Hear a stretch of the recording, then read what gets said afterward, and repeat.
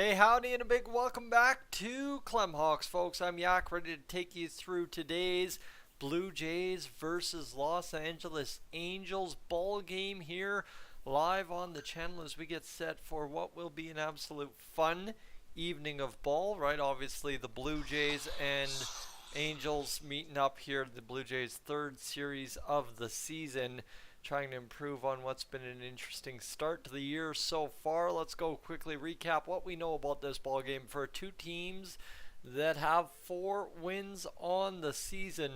The Blue Jays 4-3, second in the AL East, and then in the AL West, the Angels are 4-2 to start things out. So both teams looking for win number 5.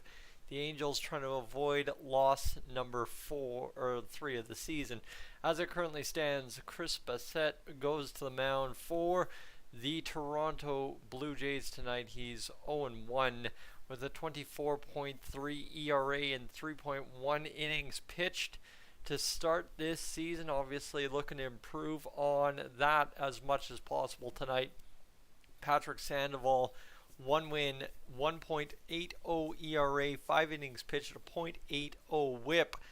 Surprisingly, though, for those good of numbers, he was down to only 2 strikeouts in his first start of the season. As it is as well for the Blue Jays, the leading home run hitter is Vladimir Guerrero Jr., who this year, if he wants to compete for the MVP award, he will have to go up against Shohei Ohtani, who also has 2 home runs so far this season, as O'Hop has 8 RBIs for the Los Angeles Angels, and Matt Chapman has 7 RBIs for the Toronto Blue Jays this season. So a battle of 2 teams that aren't looking too bad overall. Obviously Matt Chapman batting .481 so far this season. We'd love to see him stay hot tonight, and obviously too Alek Manoah going with the 1 win so far this season. Ryan Tepera with 1 win for the Angels. Obviously a couple of players on both teams tied with 1 win.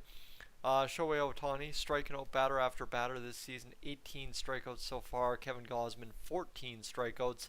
And Jordan Romano, who may get a look tonight to make another save, with 3 saves so far this year. The runs per game, the Angels have been absolutely lighting it up, 5.50 runs per game. The Toronto Blue Jays 4.71 runs per game.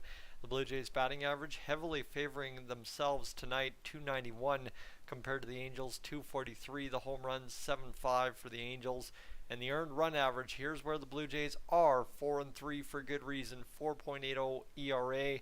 The Angels down at 3.12, settling into the start of the season. Not too bad at all. Obviously, we'll see what happens this year for the Blue Jays and Angels. The Blue Jays and Angels tonight will meet for game 1 of a 3-game set, and then back in late July they will get set for a home series in Toronto going into August long weekend. So that's what we know to begin tonight's live stream, friends. If you haven't had a chance yet to get things rocking and rolling here in the chat, definitely make sure to leave something down there. I don't even have, potentially I have the subscribe to Clemhawks graphic that I could flash for you, so let's see if I could cue that up here and see what we can do to figure that out. I don't even know if it is going to be available for me to use tonight, but we'll see if I can find it here. So that would be fantastic to find that for Clemhawks, obviously. Let me see if we can get this going. Mr. Clem would appreciate that, I am sure. So there it is. Boom. Bingo. Let me pick that in, and let me small size that down a bit more and get that over here where we can actually use it. So again, tonight, friends, if you're tuning in from Dolany TV tonight, well, friends, you can subscribe to Clemhawks as well. I'll throw it up there as we get things set and underway for the start of this ball game today. Obviously, our friend Gilles TV here on Clemhawks will be joining us for live coverage about 7:15, 7:30-ish prior to first pitch. So we'll wait on him to arrive tonight. But again, as we get set, it's a battle of 2 teams looking for win number 5. Chris Bassett allowed 4 home runs last season and allowed 4 home runs last start.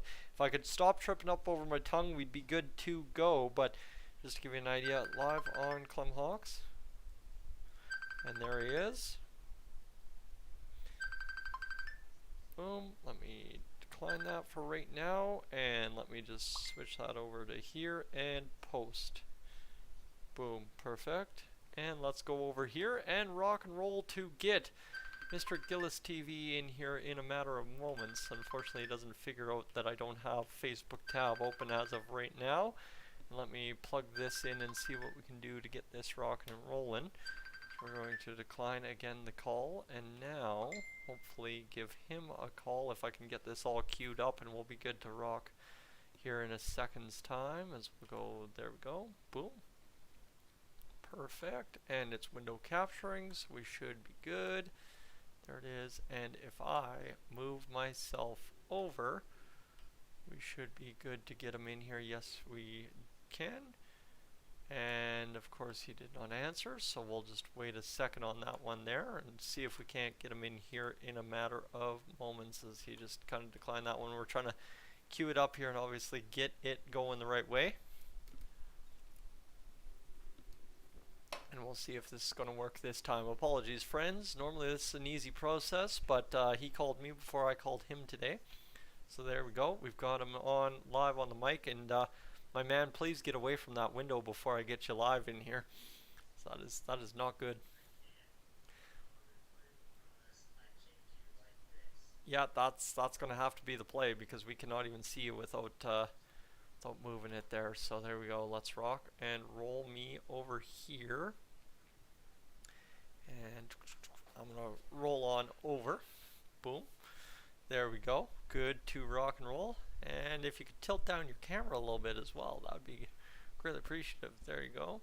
I'm going to have to zoom you out a little bit, and we should be good. Haven't done this setup in a few weeks, so things a little shaky to begin, but we'll get it rocking here as we get set for who takes win number 5 of the season tonight.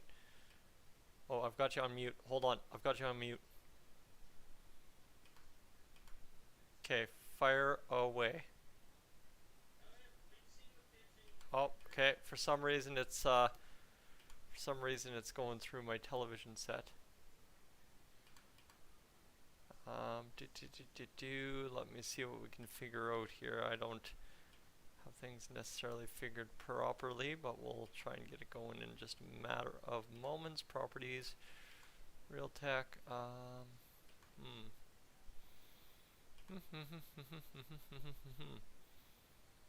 Haven't done this with the HDMI cable plugged in before. Not sure what's going on. Pardon me, as I'm trying to figure this out. Obviously,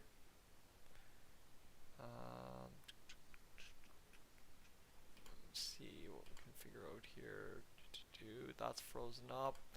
Hey, this is not as simple as I thought it would be. Let's see if we can't redirect you through my headphones here.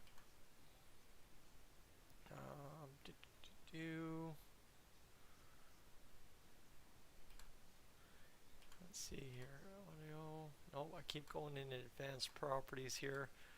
This was simple. It's going to be calling his own pitches from the mound. Sounds good. Okay, boom, and if I go over here and hit talk now. Okay, perfect. We got you now. I just had to mess around with the audio a little bit, and we are now good to go, as we are ready to rock here on this stream. Ooh, I walked myself off camera. Yeah, I don't think there's much else to add other than we are ready for what will be a solid little Blue Jays game here this evening, I think.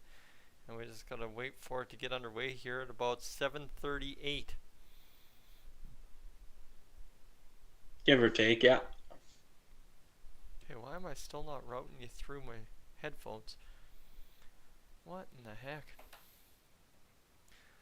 Let me see if I can change the audio speaker settings here in a second. I'd still like to hear you in my headphones if possible. Okay, you there? Okay, perfect. And now I can't hear you. Let's go properties. Now try again. Yeah, I'm here. Perfect. There we go. And if I go over here now. Is wondering. Nope, that's going to unmute them there. So just had to mess around, but we got you in the headphones. That's all that really matters now. And obviously, too, wait and see what happens here for this this Blue Jays game. I guess you have more notes than I do on the Jays so far this year. What are you thinking? Well, Chris Bassett, his first start wasn't the greatest. I think his ERA is at 24.30. He had a rough start in St. Louis, giving up 4 home runs in that game. But it's a bounce back season. Everyone in the first 5 games had rough starts besides Kevin Gausman. You look at the other 4, Manoah showed up to play against the Rangers, did what he can do. So Chris Bassett just needs a bounce back game, show Blue Jays fans what he's really capable of. Well, was that one of the starts we would have watched up in Cold Lake, or no? No, because that was Friday afternoon, I think. Oh, okay. So that's where we're at right now, friends. Just waiting for this one to get underway. Obviously, everyone wearing the old Angels City Connect uniforms. I believe those ones are. But the Blue Jays offense, though, a little bit on that, if you can give me any idea. Well, it's a hit or miss because it's a different offensive game than we're usually to see. As in, they keep showing highlights of Teoscar Hernandez hitting home runs this year, but for the Mariners. But the Blue Jays offense is a totally different game, and adding a guy like Varsho and Kevin Kiermaier who can play the small ball really changes the impact of this game, especially having Kevin Kiermaier in that 8 or 9 hole right before the order flips. If he can get on base, Bichette can bunt him across or to the next base, can hit him home. The offense has many different looks. But, of course, you eliminate a lot of the home runs success we had last year. Runs are going to come in bunches or not come at all for this Blue Jays team, and they just got to figure out how they can work around that and become better offensively.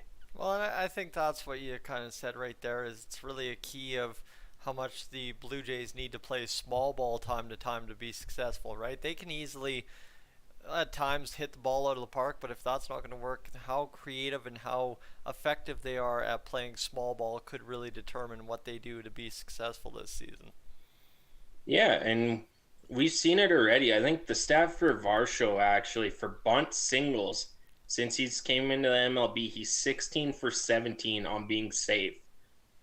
That is huge for the Toronto Blue Jays, and it was a key piece to what happened in a game, I believe it was against the Cardinals, where he bunted to get on, and it helped them score some runs. So it's a different offense, and this is one of your first games watching them because we didn't watch much when we were up in Cold Lake.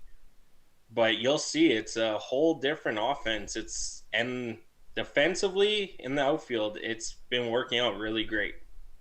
So, and that's the big part too. They changed up the outfield alignment. Now George Springer out in right field. You think about the outfield we had last year, Teoscar, George, and of course Lourdes Gurriel Jr. Well, now all of a sudden you've got 2 new outfielders. You've got a Dalton Varsho. You've got a guy in center field, Kevin Kiermaier. At time to time, you throw some other looks out there like potentially Whit Merrifield. But it's one of those niftier things now where the Blue Jays defense is that much better in the outfield, but their offense, despite lacking potentially the home runs, doesn't really lack the offensive talent. No, I think personally they got better offensively. Yeah, do we miss Teoscar Hernandez? For sure. But Dalton Varsho can do the exact same damage, plus has more speed on the base to get things done than Teoscar Hernandez did. Now, Lourdes Gurriel at times showed glimpses of how good he could be in the Jays lineup, but adding a guy like Kevin Kiermaier to do the small hitting, not necessarily a home runs, just get the ball in play, move that runner up. That's what Kevin Kiermaier is there for. And you said it best about the defensive game. Last game, Whit Merrifield did start in center field. Jays were up in a safe situation. They put Merrifield was in left field, sorry. They put Varsho to left field. They brought Kevin Kiermaier in for the game. and he played the rest of center field just to make sure that save wasn't blown. Well, and that's the beautiful part for this Blue Jays defense, right? Is once you have three or four or five capable defenders, and then you can kind of have that guy thrown out there when you need to give somebody a day off, you can kind of work out that, yeah, you know what, if they have to come in for the ninth inning, it's not going to be the worst case scenario, because would you rather have a guy fully rested for 9 innings, or would you prefer to have a guy out there that you can trust in the ninth inning and make that save happen and get the W in the column? I know you're playing a 162 game season. I know that it's going to be a grind for everything, but when it comes down to it for the Blue Jays, is you need to pile up wins early. We've already got 4 out of 7 to begin things, and obviously out of the first 10, if you can get 6 out of 4 the way we started in those first 2 series, that isn't going to be necessarily the worst thing. But they're showing the ESPN top 100 players right now, and the Blue Jays have a grand total of 7 top 100 players to the Angels 2, but the Angels have the top 2 players, so I guess that makes up for quite a bit. Well, exactly. And, you know, we'll put this into some hockey terms for you. Top 2 players. We know a lot about that. Yes, sir. Don't we? But the Angels just can't seem to find a way to win in the past few seasons with the top 2 players. So they did make some trades with the Twins, of course, and whatnot. They brought in, I believe it was Hunter Renfroe as well. So this could be a different team from the previous 3 years. Well, and tonight, I guess the biggest question will be which Blue Jays pitching wants to show up and which Blue Jays offense wants to show up. Because if the Blue Jays can spray it out into the outfield, there obviously is some good room in Angel Stadium to make some stuff happen. I remember, like, you've seen years past where the Blue Jays get a ball in the gap and some crazy stuff have happened over the years here at Angel Stadium. So for the Blue Jays, a guy that they're showing right now that could potentially do that is Matt Chapman, who's leading the league in batting average by the looks of it at 481 right now. I mean, he's got 13 hits. I know that's tied for the major league lead. If he goes out there and sprays the ball into some gaps, I mean, all you have to have is some guys on, and you could definitely create some runs very early in this ball game. Yeah, for sure. Matt Chapman has came into this season knowing this potentially is the season where it's a make or break season for his next deal. And as much as he says he loves the Blue Jays and stuff, money talks more. So if he could put up a good season, Blue Jays might offer him a bit more so he could stay here. And we saw the starting lineups. Varsho's not in. Everyone but Kevin Kiermaier, who bats left, is not in the lineup. And of course, Danny Jansen with Kirk playing. So even the call-up of Jordan Lupol, he's playing tonight. It's an all-ready matchup because Sandoval has been good in his one start this season. I believe he has a 0 ERA, if I wasn't mistaken, or whatnot. So it's going to be a challenge for the Toronto Blue Jays. Well, they're showing Mike Trout right now, who's batting .368, 1 home run, and 3 RBIs this season so far. So not necessarily a fast, hot start, you could say, for Mike Trout. The batting average looks good, but obviously the RBIs and home runs through 6 games, not quite where I think everybody would assume Mike Trout's stats are, but that's, again, a danger for the Blue Jays, because if in Game 7 Mike Trout's about to open up the offense quite heavily, it's going to come at our expense this evening. And that seems to be the philosophy with every time we play the Angels. Mike Trout shows up. But we do have to remember Anthony Rendon is suspended for those 5 games. I believe his last game of suspension is this series' last game, if I'm not mistaken. So that's one weapon we don't have to worry about. But you got Shohei Ohtani who is really good. Let's just say that. So yeah, that's going to be the danger here for the Blue Jays and the Angels tonight. Is I don't know for the Blue Jays necessarily if we have the big bats to show up to try and outslug Ohtani and Trout if they're both at the top of their games. But again, if Vladdy wants to get going, if Bo wants to get going, if Springer wants to get going, then yeah, probably we do. But again, when you're talking about the top 30-year lineup going and just absolutely running through the Angels pitching, you then got to hope that your pitching and your defense can hold off their big guns and away you go. Obviously, baseball is a game of mistakes. Baseball is a very mental game, and whoever comes out hot to start tonight will do probably the best. But I mean, we've already seen some classics from the Blue Jays this season where they have gone down the stretch to the ninth inning and nothing yet decided. So, And that's part of the new game we're going to be playing. Maybe it is the pitch clock or it's the new look offense the Blue Jays are running. As, home runs does give you tons of runs, but that's not who the Blue Jays are anymore. That was pretty much from 2013, 2012 to last season. That was the identity of the Blue Jays, and that's not it anymore. well, I don't know if that's necessarily going to be the whole case throughout the season, just because we have Vladdy and Bo and guys that can get hot and smash it out of the park. But I think the Blue Jays' most consistent efforts will, as you're saying, come from the new identity where they are just working out there, grinding out hits, grinding out runs, grinding out walks, and making sure guys come around. So that's the biggest thing for the Blue Jays this season is using that new looks in your offense to platoon off the home runs when they're not there and have success all year long. Well, exactly. And we're going to switch to the pitching side of things for a minute, as they just showed that Adam Simber got his first save of the season last night. That's because Jordan Romano went back-to-back nights with a save. So if we're going to see the Blue Jays play this offense, they're going to need more than just Romano saving games. Romano can't go 3+ games in a row saving games. He's just going to get worn down at that point. Well, and Adam Simber is this nice weapon in the Blue Jays bullpen, right? Like a completely different look from 90% of pitchers you will see across the MLB. So that's kind of the nice part for the Blue Jays is when you need to throw a wrinkle into the game or when you need to throw somebody out there for the ninth inning that's a little bit more of a challenge for the batters. Adam Simber is the perfect guy to do it. And I think, too, the Blue Jays have some other weapons in the bullpen that they're going to be able to use. We're going to see Eric Swanson at some point really probably come into his own. I don't know how much he's pitched so far this season, but we're going to see a couple of guys for the Blue Jays really come into a good role supporting a guy like Jordan Romano, who so far looks like he is going to be lights out this season. Yeah, it's the supporting cast. And did a lot of Blue Jays fans, including myself, kind of scratch your head when we traded Teoscar Hernandez for a reliever? Yeah, but seeing the ERA of Eric Swanson over the last few years made it so the Blue Jays bullpen could be better. We do have some guys in the minors that could have potentially filled in Eric Swanson's spot, but that was a question mark. And that's been one thing for the Blue Jays over the past, I got to say, about 6 years.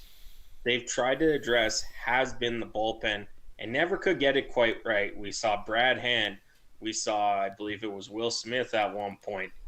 We haven't really had a good bullpen since the days of Aaron Loop and all those guys back in 2015.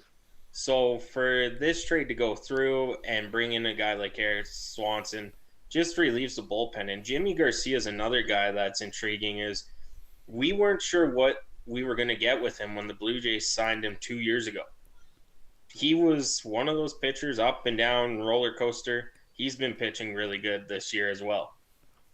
I guess the biggest question now is how much can the Blue Jays go out there and use their bullpen weapons in combination with playing small ball late to really force the other team to have to hit their way out of trouble. I mean, yeah, okay, if you're only up two runs, a home run, bloop and a blast kind of deal gets them back into the game, but if the Blue Jays are going to have a bullpen that shuts it down, locks it down after the 7th inning, well, could be pretty tough for opposing offenses even down only 2 runs. Yeah, and it could be. And we've seen that over the course of this 3-game winning streak they're on, where essentially in the bullpen, like they're showing Simber's numbers right now, 4 innings pitched, no earned runs, no hits, 2 walks, and 3 strikeouts. That's pretty good for Adam Simber. Now we're going to talk about the bullpen some more. And with it, they got pretty much 6 guys who can play in the final 3 innings of a game if you're up by 2 or less runs. Those guys are going to be crucial for it. You got Garcia who can do that, Simber, Meza who comes in against the lefties. You got Swanson, you got Romano, and you could probably add Anthony Bass into that lineup too. That's another big Where name, yes. where okay, 3 of those guys pitched the night before or 2 nights in a row. You still have 3 guys left for if there's another close game for the 3rd night in a row. And we seen that last night with Adam Simber getting the save over Jordan Romano, since that would have been 3 straight games for Romano.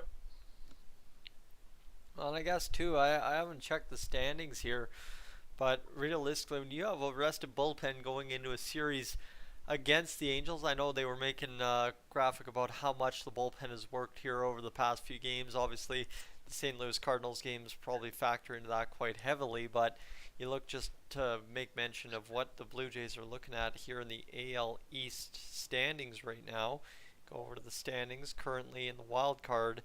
The Los Angeles Angels are in their division lead. The Minnesota Twins are in their division lead, and the Tampa Bay Rays, yet to lose a game this season, are in their division lead. The Blue Jays line up in the 3-hole. The Baltimore Orioles are in the 3-hole or 2-hole tied with the Blue Jays, and the Cleveland Guardians are 5 and 3 plus 0.5 of game up. So that's where we're sitting. And when you go over to the division too, the Blue Jays sitting there comfortably, kind of tied for second with the Yankees, Orioles, and themselves. So not a bad situation. In this AL East, of course, always a big time division, but even the Red Sox, technically only 3 and 4, not that far out of it. No, and it's been widely known, and I believe when we did a Blue Jays video about all the pitchers going, I think it was the Bissett video of him going to Toronto, Effin going to the Rays. Yeah. We talked a good couple minutes about how players don't like playing in the AL East because it is, if not the hardest division to play in when it comes to the whole MLB. Yeah, you can argue, the Padres and the Dodgers, but none of those really divisions could potentially have 5 teams over 500. And that's the toughest part, right? Is for the Blue Jays this season, is if it lines up the way it is going to this year, they could have quite easily only one team under 500 in the division. Well, exactly. And with, I believe they changed the schedule. Sorry, I had a hiccup there. They changed the schedule where you're not playing as many games against your division as beforehand. So how's that going to change for a lot of teams, knowing, okay, we got 9 less games against the Yankees, where those Yankee games could have been the ones that we push for first. But instead, you're playing the Dodgers. Yeah. So with a lot less games against the same division opponents, it's going to be really interesting for the Toronto Blue Jays. I'd wonder, my biggest question this season will be just how you make everything line up for the Blue Jays down the stretch. Obviously, we know that they've been right on the cusp of doing something in the playoffs, but I don't think there's a question of making the playoffs this year as opposed to what we're going to do once we get to the postseason. And here in early April, I guess that's kind of silly to worry about, but that is kind of the biggest thing that we have to see evolve over the course of this year, is who is this team when it gets tough, when you have to grind it out, when you have to figure out ways to win late in games, late in situations. How do you do it? And obviously kind of every ebb and flow of the season, who you're playing, when you're playing, where you're playing is going to play into that. And then once it comes playoff time, we can probably actually accurately describe how things will go for the Blue Jays in the postseason. Well, and you're right on that part, is there hasn't been a game yet technically where they're going tied into the 7th inning, the 8th inning. There has been no ties at that point. Either the Blue Jays get ahead, stay ahead, or they get down too many runs that they can't fight back. And a good example is last time Chris Bissett pitched, he gave up 9 runs on, I believe it was 10 hits, and they did come back to make it a 9-5 game at the end of it, but they were down by too many to come back. Well, and that's going to be the key here tonight is, like I said, get ahead early and stay ahead late, because when you're facing Ohtani and Trout, you know you are going to be in a heck of a battle to try and stay ahead of those two players all game long. It's not even the Angels you got to worry about at that point. You got to worry about those two guys and try and just stay ahead of them. So it'll be interesting to see if the Blue Jays can indeed do that tonight. We have hit 7:30 here on the stream, so we'll be ready for first pitch in about 8 minutes time, friends. If you're just joining us here on Clemhawks this evening, if you haven't had a chance yet, what I'd recommend for you to do, it's been the pregame edition so far. If I could find my mouse on my screen, we'd get it going. I'm going to scroll up here and check this out. Wabang! If you haven't had a chance yet to subscribe to Clemhawks, we'd really appreciate that. More Blue Jays streams coming throughout the summer. Obviously, I'll be stepping aside from Oilers coverage every day to bring you some Blue Jays coverage here on Clemhawks alongside JAYS TV when he's got a couple of hours for us either in the evening or on the weekends. And I was going to find something here just to give a quick look to the chat, pardon me, as we haven't had a chance to check in with all you in the chat so far tonight. Let's go quickly check in. Nobody has sent anything in. If you're watching the ball game, if you got any final score predictions for us, let us know in the chat. I'd really appreciate that. But it's me and JAYS TV here along with you for this evening's ball game. They're showing the scenes of Angel Stadium and of obviously the Blue Jays down in Anaheim. The Oilers were just down in Anaheim, and the Oilers get to stay in California. But it's Dan Schulman and Buck Martinez now on my television screen. We are 7 minutes away from first pitch. What do you figure for final score? I think it's going to be a really close one. I'm going to go with a 5-4 score. And I'm going to say the Blue Jays will somehow work their magic in the later innings to make that happen. So it's a 5-4 game. He didn't say who's going to win. That's what he did not say there. But he's going to say the Blue Jays are going to work their magic to make it happen. So either down going into late innings or up in the tied in the late innings. Obviously, if you're up, you don't want to work your magic the wrong way. But we are just about ready for this one to get underway. Chris Bissett on the mound. Patrick Sandoval opposing him for the LA Angels. And, Chris Bissett following Sunday's game. I never had a game like this where 6 different pitches were getting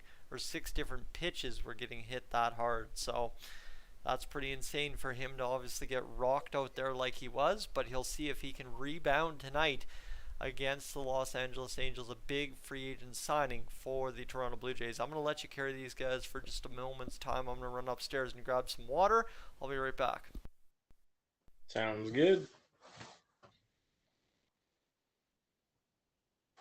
Just got to fix my camera here. Sit back in the TV or chair here. So Buck Martinez just talking. We're back in the Sportsnet studio, Budweiser studio, sorry, I should call that. And this is going to be one of those games where the Toronto Blue Jays are going to need Chris Bissett to pitch well. Vladimir Guerrero Jr. finally got off the snide a few games ago to get his home run. And in the last 2 games, he's 6 for 9 with 2 home runs, 2 RBIs, and 4 runs scored. The Blue Jays are going to need Vladimir Guerrero Jr. to stay that hot and keep on going if they're going to want to win against the Angels here. Like Dolan TV said before he left there, let us know what you guys think the score is going to be. I got the Blue Jays winning. I'm a Blue Jays fan. Got to stick with them there. But hopefully it's a close game and it shows the true identity of the Toronto Blue Jays for sure. That's one thing that we'll have to see, like what we were discussing there in the pregame is this is a whole new look Toronto Blue Jays team. There's speed now.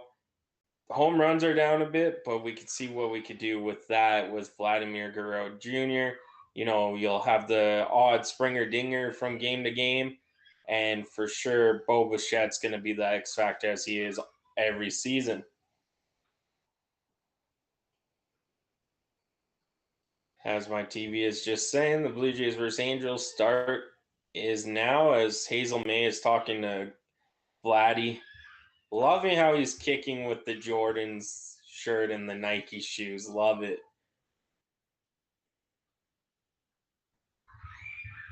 As sorry about the noise, I got the kids downstairs yelling, so we'll see how that goes there. And I kind of feel bad for Vladdy. Was what does my heart say? I still gotta go with the Blue Jays. I think it's going to be a close game. I think Trout and Otani for sure will be a big factor in this game for the Angels. As I think I heard Tyson getting back I'm here. back in here. You betcha I am. So they're talking with Vladdy. He is 6 for 9 in the last 2 games with 2 home runs, 2 RBIs, and 4 runs. Well, that's a pretty productive last 2 games, I would say. Yeah. We really need him to step up tonight, like I said. I don't think the Blue Jays need to smack like 5 home runs or anything to win tonight. I think it's just they need to hit extra base hits, get things in the gap, get runners moving, and do their thing down the stretch here, and we would be just fine this evening against the LA Angels. I don't know. Like I was telling Octavio there in the chat, I think quite honestly the Blue Jays are going to win this one. I know you were a little more non-committal on that, but I think just to try and save face here over the first 10 games, the Blue Jays must at least win tonight and then try and win the series either tomorrow or the next day against the Angels. Yeah, for sure. And, you know, I was kind of hesitant because this is a new look Angels team the Blue Jays have been seeing. It's not the Otani Trout show. Well, it still is. But they added pieces around them to make this a playoff contending team. So it's going to be interesting to see what the Angels will do against the Blue Jays. And for the Blue Jays, as a fan, I know for a fact in the baseball world, you're not going to have a pitcher that's going to give 3 or less runs up every game. That Chris Bassett got lit up last game with 9 runs. If he could come back with a solid game today, even if he lets in 3 or gives up 3 runs, that's still better than the 9 he gave up to the Cardinals. And that's what I'd expect today. Obviously, a much better performance from Chris Bassett, but as well, for the Blue Jays, the biggest challenge is going to be getting to Patrick Sandoval. He had a fantastic start last game out against whoever the Angels played. Quite honestly, couldn't tell you. Didn't do that much research. But for the Blue Jays tonight, is they got to go in there and try their best to win a ball game against a good pitcher in Sandoval and a good team with some good weapons in terms of the LA Angels, and that's going to be the interesting part to see tonight if they can do it. Yeah, and you know, we talked about the bullpen and whatnot, but with the starts Kevin Gausman had and Alek Manoah the last 2 games, the bullpen is pretty well rested in a sense where I believe Kevin Gausman went 6 innings last night. The night before, Alek Manoah went 7. So the bullpen is well rested. Even if Chris Bassett, you know, comes out in the 5th inning and it's a 3-2 game or something, he kind of reaches his pitch totals. The bullpen is well rested for that. I want to say before we get underway here, it is now 7:38 on the clock, so we're just about ready for first pitch.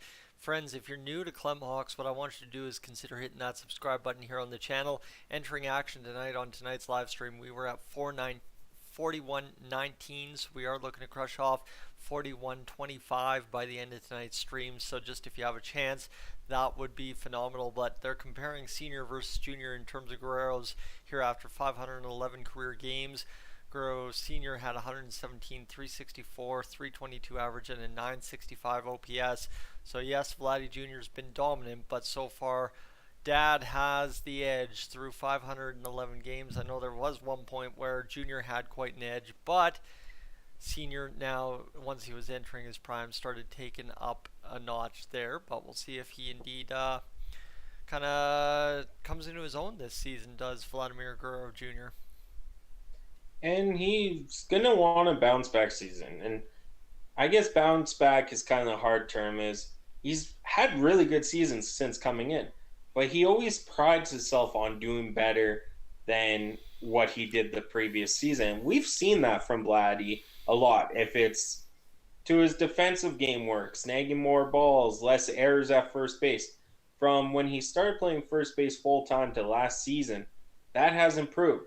He's been working on getting better, getting healthier, changing his routine up so he's better at something else. So with Vladdy Guerrero Jr., it's like Connor McDavid. They pride on their excellence to try and make it better somehow. Find a way to even be better than what they are now. I'm just seeing the old shots of Expo Stadium here and stuff over the course of the years. That's fantastic to see, and it really sucks to see those outfield stands so empty back in the day. It would have been fantastic to maybe have caught a game there if I would have even been alive and old enough to have gone out to Montreal and caught a game, because that looks like it would have been a beauty of a stadium to be to, and obviously to one day trying to get down to Rogers Center. But yeah, no, it's one of those things for Vladdy. He comes in every year trying to be better and better and better, and now this year, right, like we saw the trailer, now we want the movie, and we got to see it from Vladdy, and hopefully getting hot here over the past 2 games. Yeah, and I know I'm bringing up some hockey terms on a baseball stream, but it's the same for Vladdy as it is Connor McDavid. Being compared to, for Connor, it's Wayne Gretzky. Different era. Vladdy being compared to his dad, all great and all, but that's a different era too. Guys weren't pitching 103 miles per hour as often as they are now. I think actually Chapman, when he came in to pitch against the Blue Jays, he hit 104. Like, these pitchers now are pitching faster than they did back then, for sure. We'll see out of the Toronto Blue Jays this evening if they can find a way to tame the Angels pitching. I don't know what Patrick Sandoval throws for pitches, but yeah, no, it's kind of crazy to think about the errors thing, and now the Blue Jays have to focus on today's game. They're kind of going down the line here. I don't know if they're doing player introductions right now or what they're doing at Angels Stadium, but I think this might be their opening game of the season at home, so that could quite explain what we're having happen. I don't know, you probably have audio and are able to tell me what's going on a little bit better. I actually don't have it on just in case the stream picks it up. Gotcha. Well then, I guess I could probably put subtitles on, but I'm not that type of person. No, but could be useful. And they're going to parade out the flag to center field right now for the opening ceremonies at Angels Stadium. So we did promise a 7:38 first pitch, but it looks like indeed though that will be pushed back because of the opening ceremonies at Angels Stadium. They're trying to get some nifty camera angles in here, but the Angels Stadium sightlines leave a little bit to be desired, to be honest with you. And right now, I think they're roll calling the Blue Jays right now. Yeah, they would have to be, as the Blue Jays waiting to get everybody into action today, and the cameraman getting thrown around there, and here comes John Schneider, the manager for the Blue Jays, out of the dugout, looking to get things going. Here's George Springer as well, getting ready for action as he comes down the line to high-five everyone. Bo Bichette now following him, and we are almost ready to get this whole thing underway. I'm not sure why they're introducing the away team. Didn't really realize they do that for the opening ceremonies. Figured they'd just line them up at the away side dugout and then obviously introduce the home team. But everybody's getting the feel good and maybe a little bit of practice for when the Jays return home here in a few days' time, I guess. Yeah. Well, they did just cut the ribbon for the outfield, new outfield they have at Rogers Center, and by the dimensions I've seen, there might be a lot more home runs than we're used to at Rogers Center. Well, that might not be a bad situation, right? The Blue Jays were already a home run team. You take away a little bit of that power this season because of who you've lost in the lineup, and then you add it back because of what the stadium dimensions are nowadays. That could be a little bit of fun for us Blue Jays fans. Always a great time to see the home team hit the home runs. You see all the camera people running around trying to chase down who's next on the line for the LA Angels. They're in their home whites today. Blue Jays in their road grays as we'll get underway here in a matter of moments. Friends, if you're just waiting for things to get started, welcome to Clemhawks. I'm Yak, he's Gilles TV, as we get things settled underway for a little home side action here up in Canada. the Blue Jays this evening. Clem obviously had his very successful Twins stream this morning. If you caught that, thank you so much for tuning into that. That was a fantastic thing to see for Clem this afternoon, just kind of wrapping up some magic numbers there on the stream. Obviously, that encouraged us to get back to the action here tonight and get this live stream out to you as well. So we'll see if we can match Clem's numbers at all tonight. Yeah, hopefully we can for that. But, it's going to be nice to just sit down and watch a game and not through the screen of a computer at a hockey rink. Well, that'll be the decent part. Yeah, watching the game on TV and actually getting to it. But I think the nice part here, too, is just being able to sit back and hopefully watch the Blue Jays coast to a victory tonight. If they can do that, maybe catch the Angels napping a little bit and get us going. That would be fantastic if they could. But I guess we'll see if that indeed comes true tonight. And just to kind of take a look over here at Clemhawks again, friends. If you haven't left a like yet on the stream, we'd really appreciate that as well. Let us know how you're enjoying things here on this pregame edition of Clemhawks between the Blue Jays and Angels as we get things started here from LA, as they're still introducing the Los Angeles Angels management staff by looks of it. They got 80, 81, 82 over there in terms of base coaches and everything there. Another 85 as they're rocking a whole bunch of 80s numbers.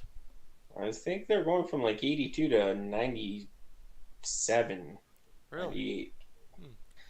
Yeah.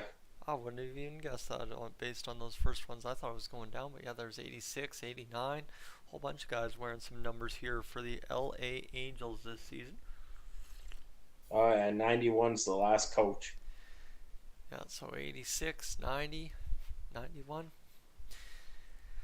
So that's where we're at, just waiting for this game to get underway. Obviously, my apologies, I thought we had a 7:38 first pitch tonight, but we do not, as we are just about ready to get things rolling for the Angels. And now all of a sudden you have their players being introduced this afternoon, this evening. It looks like just broad daylight out there on the West Coast, but obviously that's because it's 7 o'clock or thereabout out west on the California coast right now. So they've got plenty of daylight left, and then they'll be under the lights the rest of the way home. That much I am sure of here soon.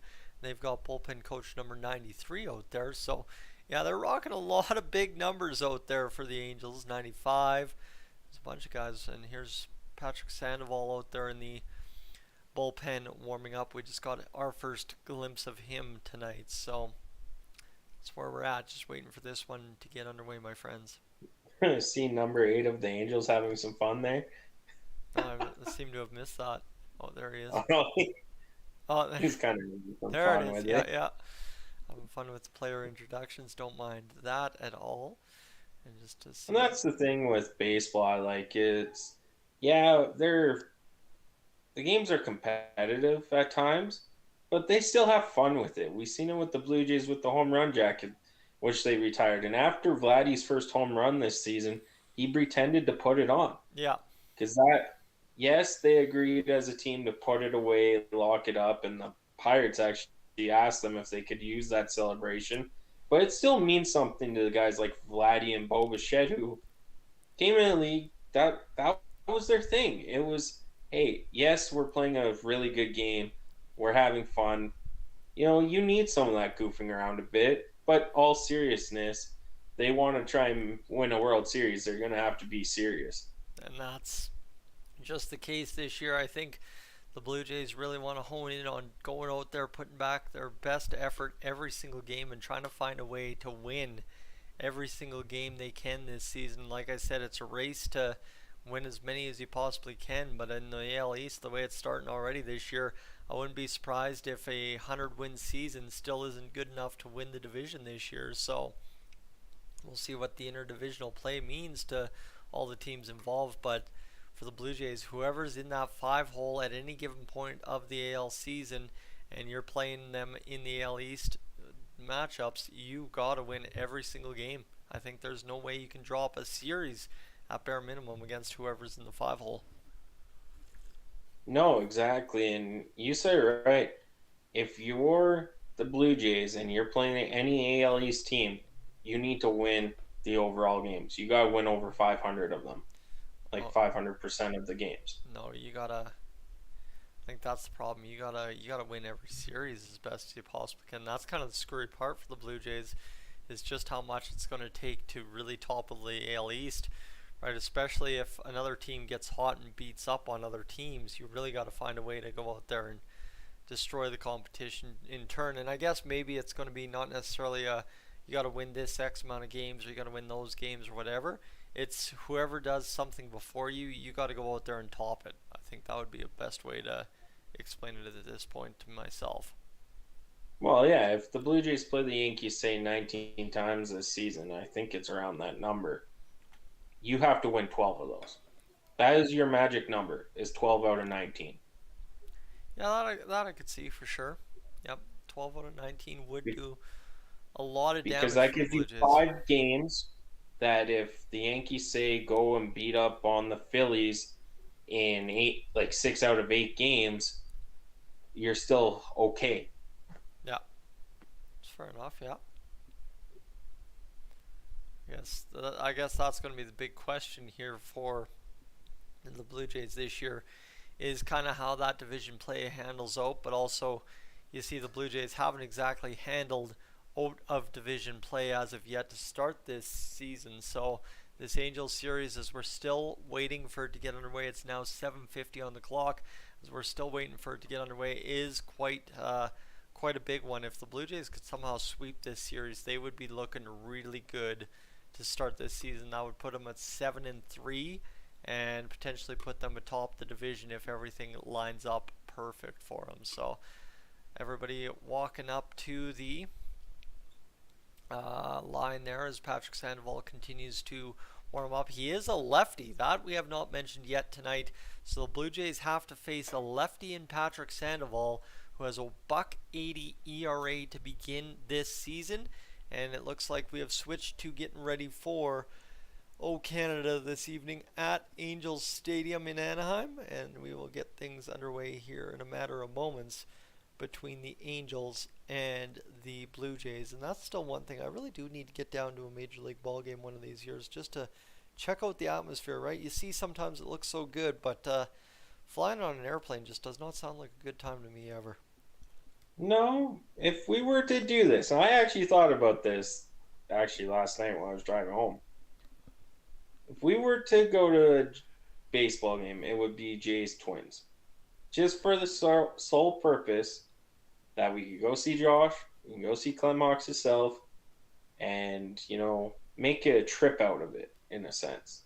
Well, that Because would we could require some always go holidays. from Minnesota to Colorado if their series are close together. Yeah. Well, it would require some holidays on my part, and obviously we know that if you've watched anything over on Dolany TV here over the past few weeks, I was up in Cold Lake alongside Gilles TV for 4 days out of my holidays from work. So when you take your holidays to work some more on the side stuff, it really does eat into being able to do that kind of stuff. But it just keeps getting pushed down further and further to next year, the year after, whatever. And that's where we're sitting. We have to find a way to make this happen at some point, and hopefully we can find it here over the next year or two. We're still waiting for this first pitch here between the the Angels and Blue Jays. I knew I was going to mess that up.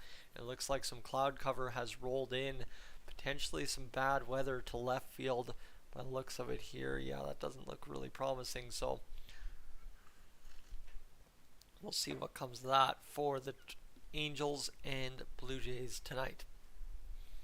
Yeah, the wind's going to be a factor, it looks like.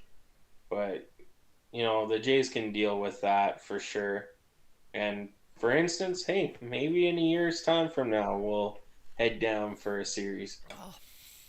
Hopefully we can find some time to do that, as they're going to roll out the American flag for the American national anthem, as we will have things get underway here in a matter of moments. That is a big, gigantic flag in center field that takes a lot of effort to hold on to here for the Angels Stadium ground crew and whoever's involved in holding that flag. Everybody's just waiting to get this one underway. They've got Mike Trout there. They've got everybody rocking and rolling ready. They're firing off the fireworks here at Angels Stadium. And I think, too, it looks like a pretty packed crowd at Angels Stadium, so that's going to make for a very good ball game on opening night here at Angels Stadium in a big situation where they are hoping to do a big-time thing, and that is get Mr. Mike Trout to the MLB postseason for the first time in a long, long dang time.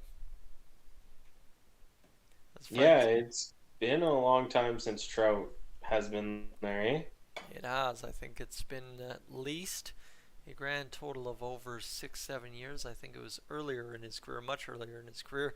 The anthem singer absolutely rocking it on mute, and she is going to finish this one up right here, right now. But friends, again, if you're new to Clemhawks right now, before we get first pitch underway, I'd love to have you hit that subscribe button here on Clemhawks. We're rocking and rolling. 41-19 is the magic number so far to start tonight's live stream. We'd love to be at about 41-25 by the time things are said and done here tonight. And that weather continues to roll in left field. I don't know if that's just a darker cloud because the sun has come down, but I don't know if the Blue Jays are going to be able to get through this game cleanly against the Angels here today.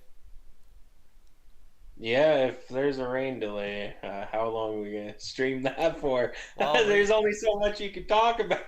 We can find plenty to talk about. It's you and I. We can fire up some MLB The Show if we want to get creative. We can do a whole bunch, a ton of fun stuff here on the old Clemhawks channel. We can have one of those mega streams if the weather wants to roll in and put us in a rain delay late on a Friday, Good Friday night. Don't mind me.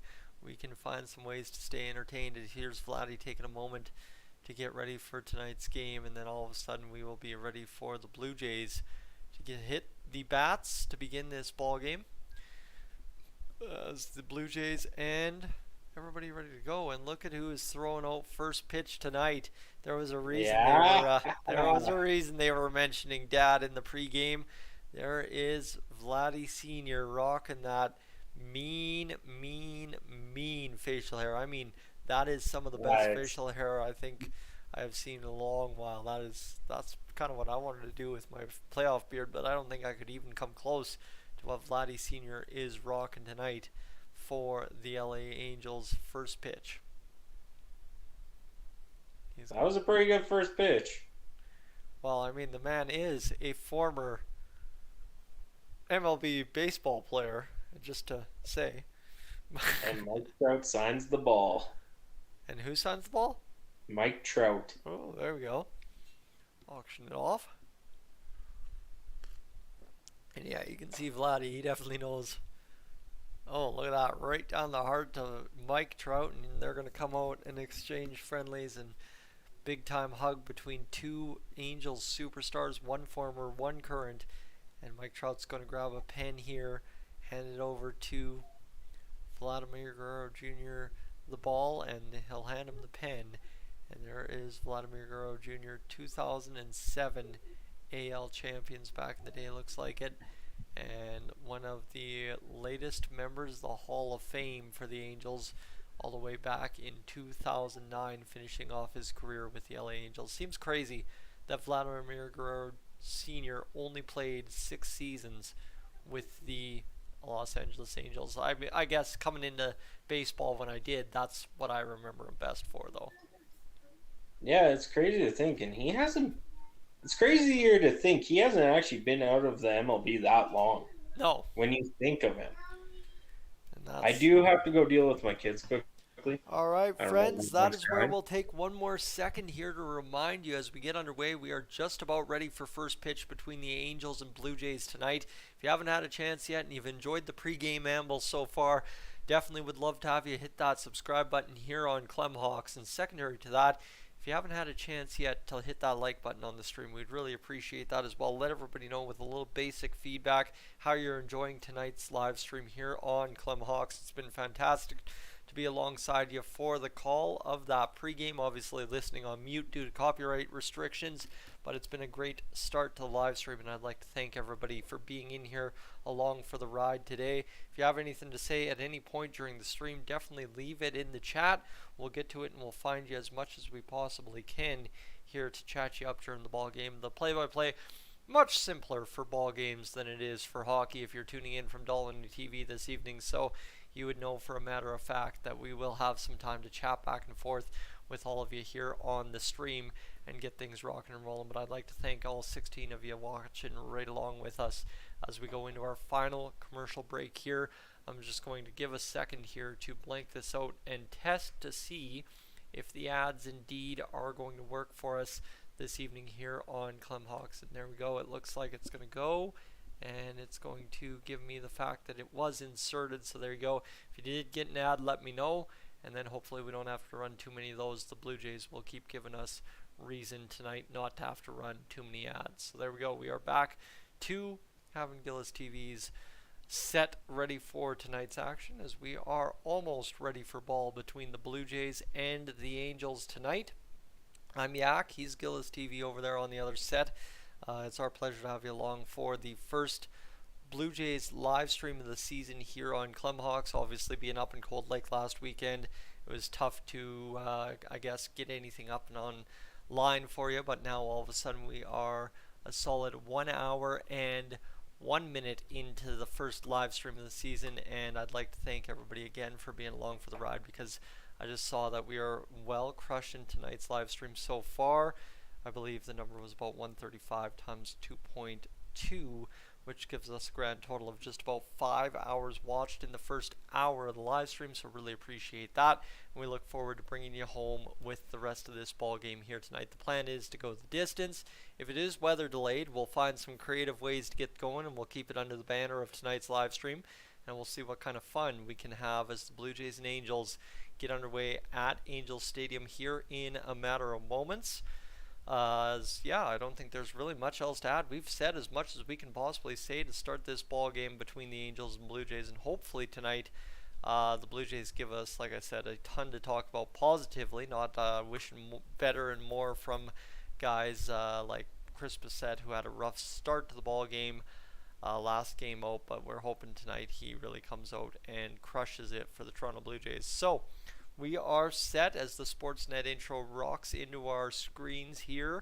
Of course, if you're watching from the United States, you might not be familiar with Sportsnet. Sportsnet is the live television broadcast carrier of the Toronto Blue Jays up here in Canada, the national rights holders, and it'll be interesting to see if they can indeed broadcast a win tonight for the Toronto Blue Jays, as this one's going to be showing some highlights here right now, a remixed version of some highlights over the past few days for the Toronto Blue Jays against the Kansas City Royals.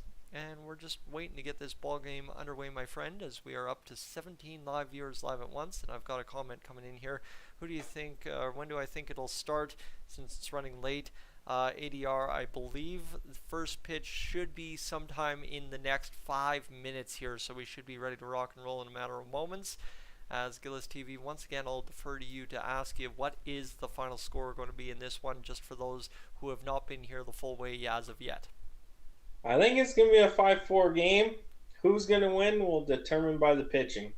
And that's where we're at, as it's kind of come down to it throughout the pre-game amble here on Clemhawks this evening, is the fact that, yes, we have to figure out if the Blue Jays are going to find a way to win what would be, even if it's 5-4, not necessarily a pitching duel, but whoever's pitching is better is going to matter in this one. And there's the two number 27s for both teams getting a photo with a pretty legendary guy that happens to be one of the guys' dad, and it's not Mike Trout's dad, by the way. Vladimir Guerrero Sr.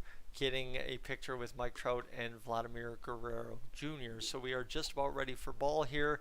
Like I keep teasing, every time I think we're just about ready for ball, they don't cut to first pitch. Joe Siddall and Jamie Campbell now on our broadcast screens as we are getting set for this one. I don't think first pitch is going to be coming as soon as we thought. Maybe 8:08 they're showing it. is what I'm assuming here. Well, we should You almost... can't hear my TV, can you? Nope, I cannot hear your TV, so we are almost set for ball here between the Blue Jays and Angels. It's Patrick Sandoval, Chris Bassett on the mounds for their respective teams, and both teams trying to get the victory tonight, their 5th win respectively of the season if either team can win. It looks like the skies have kind of opened up, but still left field a little bit leery there, just kind of looking at the clouds settling in on the broadcast prior to first pitch, so we'll see if that indeed comes to fruition here, if there will be any weather delay. I'm almost cheering for a weather delay because I'd love to let this live stream run on a Friday night. That would be really fantastic. Vladimir Guerrero Jr., Royal Series, 471, 2 home runs and a 1.35 OPS, so he had a fantastic series. Like I said, the top of the lineup: Springer, Bichette, Guerrero Jr., Chapman, Merrifield, Kirk, Espinal. Luplow will come in as the DH. He has been brought up from AAA after being claimed on waivers earlier this week. Kevin Kiermaier will be the left-handed bat in the lineup, the only one to face Mr. Patrick Sandoval, because the Blue Jays will tonight require some pretty good defense out there in center field. So that's where we're at. One Angel I'd like to talk about, former Blue Jay Brandon Drury, how he has changed his game since going to the Angels. I didn't even know where he ended up after leaving the Blue Jays, to be honest with you. I think he went to the Cardinals, and then the Angels signed him last offseason. All right, well, Patrick Sandoval will just about be ready for first pitch here, and it will look like we will indeed have either an 8:07 or 8:08 first pitch between the Blue Jays and Angels here this afternoon. Ward, Trout, and somebody else out in right field. I missed that. Urshela, Fletcher, and Drury making up the left-hand side of the infield, along Jake Lamb at first base with Logan O'Hoppe behind the plate. He is leading the team currently in RBIs this season, so we'll see if he continues to have a good start to the year. And drawing into the box now, just about ready for baseball, as it will be George Springer drawing in for the Toronto Blue Jays to take the first pitch of the game. And that left field, oh my goodness, yeah, that does not look good out there in left field. I don't know if you just saw that pan, but it looks pretty sketchy out there, unless that's just still the sun setting. I have driven past Angels Stadium on a public transit in Anaheim before, so I couldn't tell you how it all goes. And how about that first pitch of the game up and underway? George Springer swings at an inside pitch, and we will have George Springer's stats: 241 average, 0 for in the home run column, and 2 RBIs. The next pitch outside for ball number 1. It's a 1-1 count. What does Springer need to do in this count to really just try and get us started early, I guess? Well, see a couple pitches. Sandoval is one of those guys that he won't get you with the strikeouts. He'll get you with the ground balls and the flyouts, the shallow flyouts. For Springer is right now on my screen, Sandoval's pitched 5 pitches. See every pitch from him. Let your teammates kind of see what he does. As Springer has hit one deep to left field and caught at the short wall, but I think that is Ward. Dang, so right there, right? The Blue Jays get it going early, make him throw some pitches, and obviously I think the key against a guy who was rolling last time out, the key will be to get him to throw a ton of pitches here in the first 2-3 innings, make him uncomfortable even when he is comfortable. That sounds counterintuitive, but even if he's mowing you down, but you're making him throw 5, 6, 7 pitches per at bat, that's pretty fantastic. And obviously the pitch clock does a lot for the pace of play here this season, and George Springer thought he had gotten quite a bit of that going all the way to that short wall. Just watching on the replay here, Taylor Ward, I think, actually stole a home run there based on how close his glove was to the wall when he got into position to make that catch. Now Bo Bichette's coming up, batting .324 for the Blue Jays this season. Let me know when you're at the 9th second of the pitch clock on the second pitch. All right, well, we're still watching the replay of Taylor Ward here making that catch. It was really close to hitting the top of the wall, and the Blue Jays having to make a decision on what it is going here. As we'll see what we've got. Mr. Patrick from the Oilers Fanatic posting his playoff primer video so far. This one is going to be Bo Bichette coming in to face the 9-second clock now. And Bo Bichette will take the pitch here, up 1-0 in the count. He will swing on and miss a strike and a ball to begin this count. Obviously now up to 8 pitches now is Patrick Sandoval against the Blue Jays here to begin this. You're behind first inning. Now. 8, I'm at 7, 6. Pitches. And yeah, for some reason it still is registering as 7 pitches, and this one is going to be a swung on and missed by Bo Bichette, so he will end up taking a 1-2 count against Patrick Sandoval here. That was pitch number 8. I swear they missed one when George Springer swung on or belted it to the warning track, but I guess we'll see if I missed something there. Sandoval will fire this one on the outside. Bo Bichette to the right field gap. Hits the wall, down for extra bases. Bichette coasts into second base. And a good stroke the opposite way. Bo Bichette, you know he's dangerous when he does that. Gets the first base runner of the game to second base in himself. And, oh, that brings up Vladimir Guerrero Jr. and a nice, perfect stay on that pitch swing from Bo Bichette, smashing it into the low right field wall. The pitch clock now up and moving here for Vladimir Guerrero Jr., who comes to a set in his stance and just about ready now as he's good to go.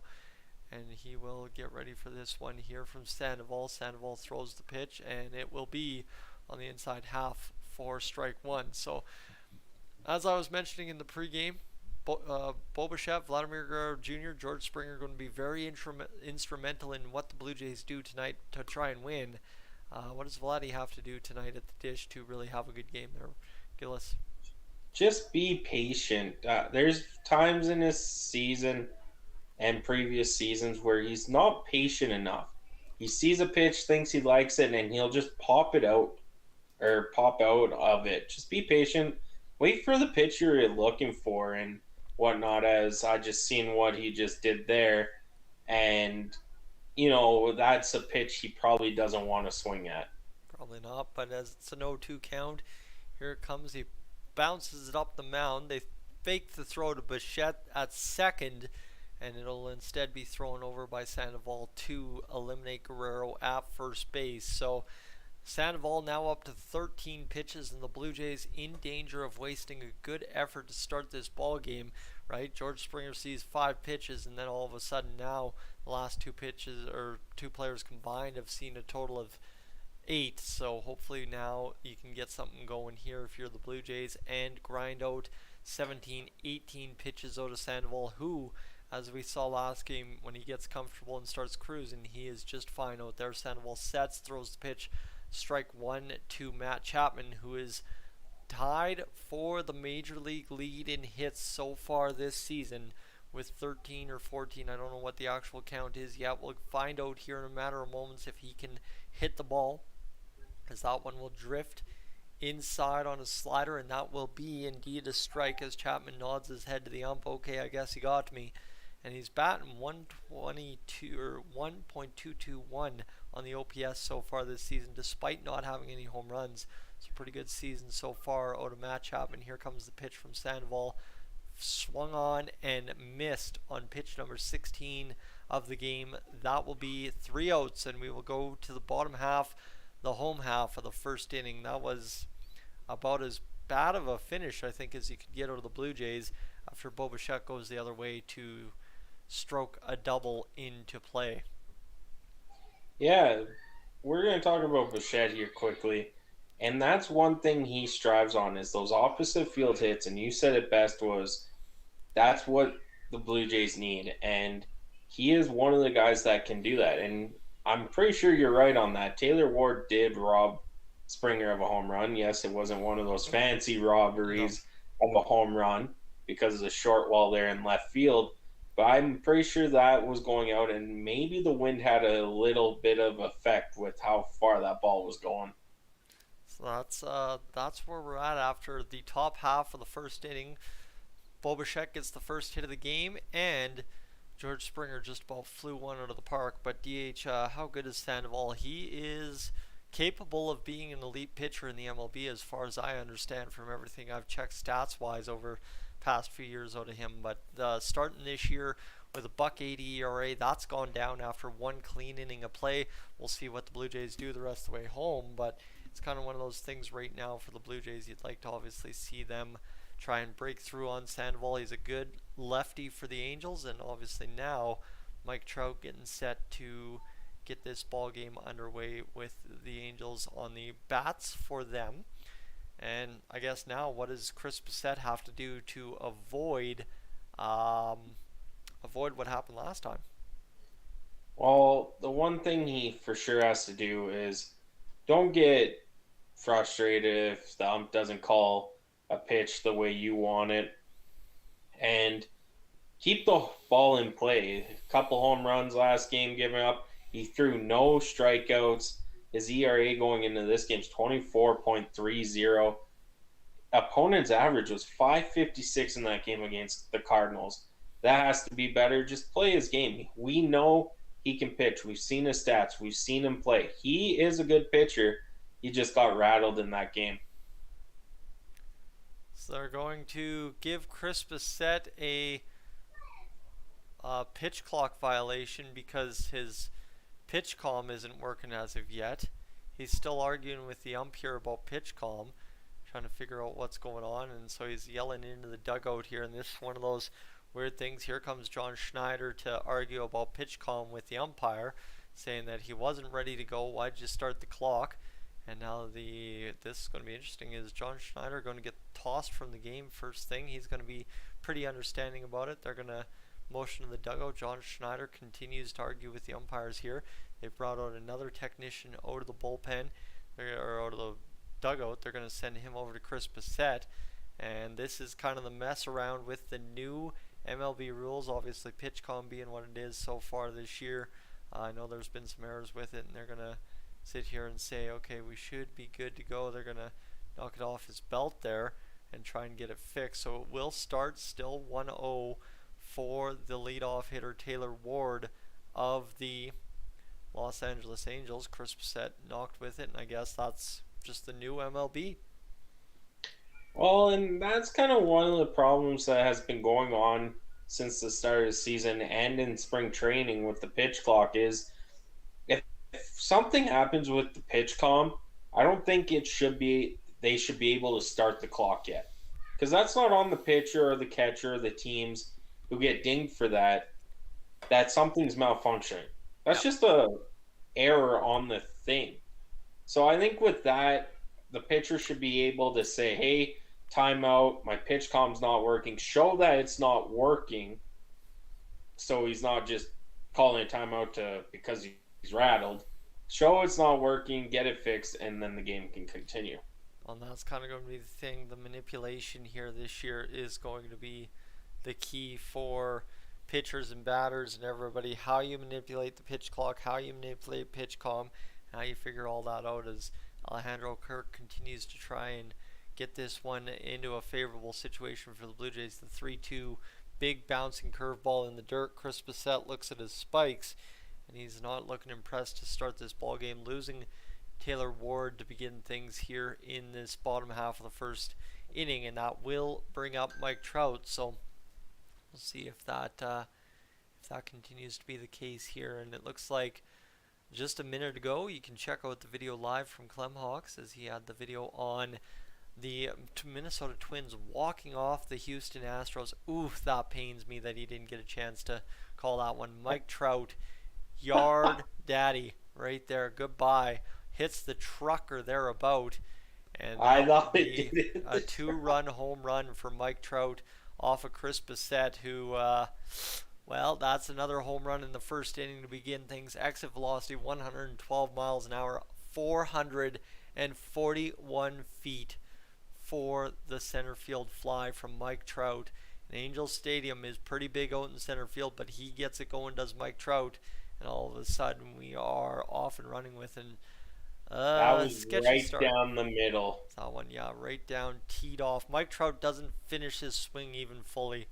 I don't think he wrapped the bat around, and that one goes all the way into center field there. I know they have a name, not Chavez Ravine. I think that's the Los Angeles Dodgers Stadium, but something similar kind of out there in center field for the LA Angels, and that was an absolute beautiful stroke there from Mike Trout. He knew it. He knew he got every bit of it, and now that brings up Shohei Ohtani, and Chris Bissett will not seem to find the zone here to begin the first two pitches of the at-bat. Now down 2-0 to Ohtani, who's batting .286 with 2 home runs and 6 RBIs, and Bissett looks absolutely rattled on the mound. He throws another one.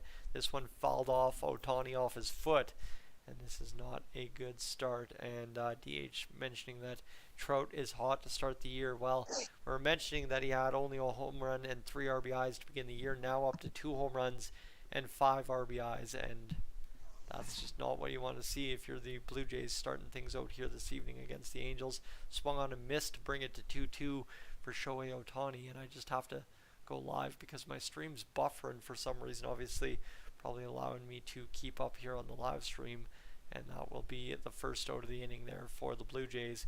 Chris Bassett retiring Shohei Ohtani on a look at pitch down the heart of the plate, and that will be the first out. So Bassett settles in and gets it out. And we should be good to go as Bassett will fire this one just outside of the zone. A 1-0 count now to Renfroe, who is batting 167, 1 RBI and a 426 OPS so far to begin this season. This one's going to be fired to the inside this time by Bassett, and he will get that first strike of the at-bat. So there you go, 1-1 the count now. Here in the bottom half of the first inning with 1 out. Ooh, lost me there. Bo Bichette airmails a throw. I got the kid at my door. I'll be right back. That's fine and dandy. Bo Bichette, though, firing a ball over top of Vladimir Guerrero Jr. at first bag, and now all of a sudden they're talking about it, and Bo just had to field that one kind of not traditionally, and Vladdy comes off the bag, tries to get the tag down. I think he might have indeed gotten the tag down on the Angels runner, Renfroe, and they are going to check the replay on this one, I'm sure, because that would be a big get as he just missed swiping him there. They will be indeed ruled safe by the looks of it as Bo Bichette continues to look on. And Vladimir Guerrero Jr. thought he had found a weakness in the Angels' attack to first base, but not to be had. Now this will bring up Jake Lamb, who will look on that pitch as well. 0-1 count now to Lamb, 200 batting average, 2 RBIs this season, 561 OPS through 4 games. He's in at first base for the Angels today. 2-0 count, or 2-0 lead, for the Angels to begin this game. 2 count now to Bassett, and there's 1 out in this bottom half of the first inning, so the Blue Jays have already worked themselves into danger. Not that the Angels didn't have a chance to do it as well, but through just a few batters here, 4 so far for the Blue Jays, they've retired 1, let 1 on first base, and given up a home run and 2 runs out of the deal. So this one's going to be fouled back now by Lamb. The count remains 0-2 here in this bottom half of the first inning, my friends. Chris Bassett threw 18 pitches trying to retire Jake Lamb on a second straight strikeout for 2 outs to begin this game. John Schneider looking on a little bit nervous here. And we'll see as the pitch clock winds down here. For Bassett, he delivers, and this one will be bounced there. Potential double play ball. Rolls foul and never really had the legs to be anything of substance, as Vladimir Guerrero Jr. will just throw it into the dugout and call it a day for the time being. So I guess really what's going wrong here for Bassett to start this ball game? Command on his pitches. You see where Kirk's trying to have him lay out, and you've seen it on the Trout home run. And even that pitch right there, you'll just see it there, is Kirk had it on the outside of the plate, and somehow Chris Bassett got it inside of the plate. This will be thrown back, and they're going to rule that it was a foul ball off of the foot into play. You don't see that every day from Jake Lamb as he fouls it right off his foot into play to Vladimir Guerrero Jr., who turned it into a double play opportunity, but instead Renfroe will go back to first base, and the Blue Jays will once again settle in to try and turn this double play to get out of this inning, as we're seeing what we can get going here. There's another pitch. Kirk wanted it high inside and somehow went high outside. Bassett will drift that one high and outside, like you said, fouled back by Jake Lamb, and yeah, this is not turning into a good start by any means for the Toronto Blue Jays. And Chris Bassett now up to 21 pitches. He's shaking his head, trying to come up with any kind of answer here for why this start of this ball game is going sideways on him. As the next pitch comes in, it'll be a curveball on the outside. It's 71 miles an hour for Chris Bissett, who I mean, you got to start feeling for him at some point. You'd love to see him figure it out here and start grinding out this game, because this could be an absolute doozy between the Angels and the Blue Jays. Now that obviously Vladdy has homered to start this one, and we will see another chance here as this one. Vladdy hasn't homered to start this one. Sorry, Trout has. Trout has. My apologies. I'm all twisted up here trying to keep going. Obviously, we had about an hour and a half pregame pretty much, as that is out number 2 caught in the outfield for Kevin Kiermaier. But yeah, no, it's been one of those nights already trying to carry it through.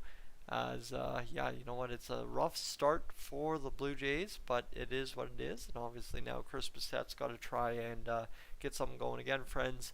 Here is Brandon Drury to the dish for the Angels. He will see ball 1 from Chris Bissett, who's still going in this inning up to 24 pitches. I kind of need some more water. I ran out of water about halfway through the pregame, to be honest with you. And go get some. Just sucking on the little dribbles left. I don't want to miss a minute of action. But here we go, as we'll rock the pitch from Chris Bissett. And Bissett will get strike number 1 of the inning. And this one continues to amaze. It sounds like Dylan Holloway of the Bakersfield Condors is lighting things up in the AHL on a Friday evening, as this will be another pitch from Bissett. A 1-1 count with 2 outs. He'll throw over to first base. The check on the runner unsuccessful, as Vladdy will fire it back, and we will have another opportunity to reset the pitch clock here. Career high 28 home runs and 87 RBIs last season for Brandon Drury. That is insane. Who would have thought? This one will be settled in by Bissett with the pitch clock winding down. He's got 4 seconds emotions, and this will be stopped on the outside corner by Kirk on the glove, but not in the zone, so it will be a ball against the pitcher Bissett, with 26 pitches on his register so far here in this first inning. He's looking for anything, and he's only really had 1 ball hit into play for an out so far this inning. He had a strikeout earlier on Shohei Ohtani, and this one's lifted by Drury right into the middle of nowhere, and Kevin Kiermaier calmly, coolly collects it and makes the play. I'm going to throw up again, friends. If you're new to the channel, I want you to hit that subscribe button. You're watching the play-by-play.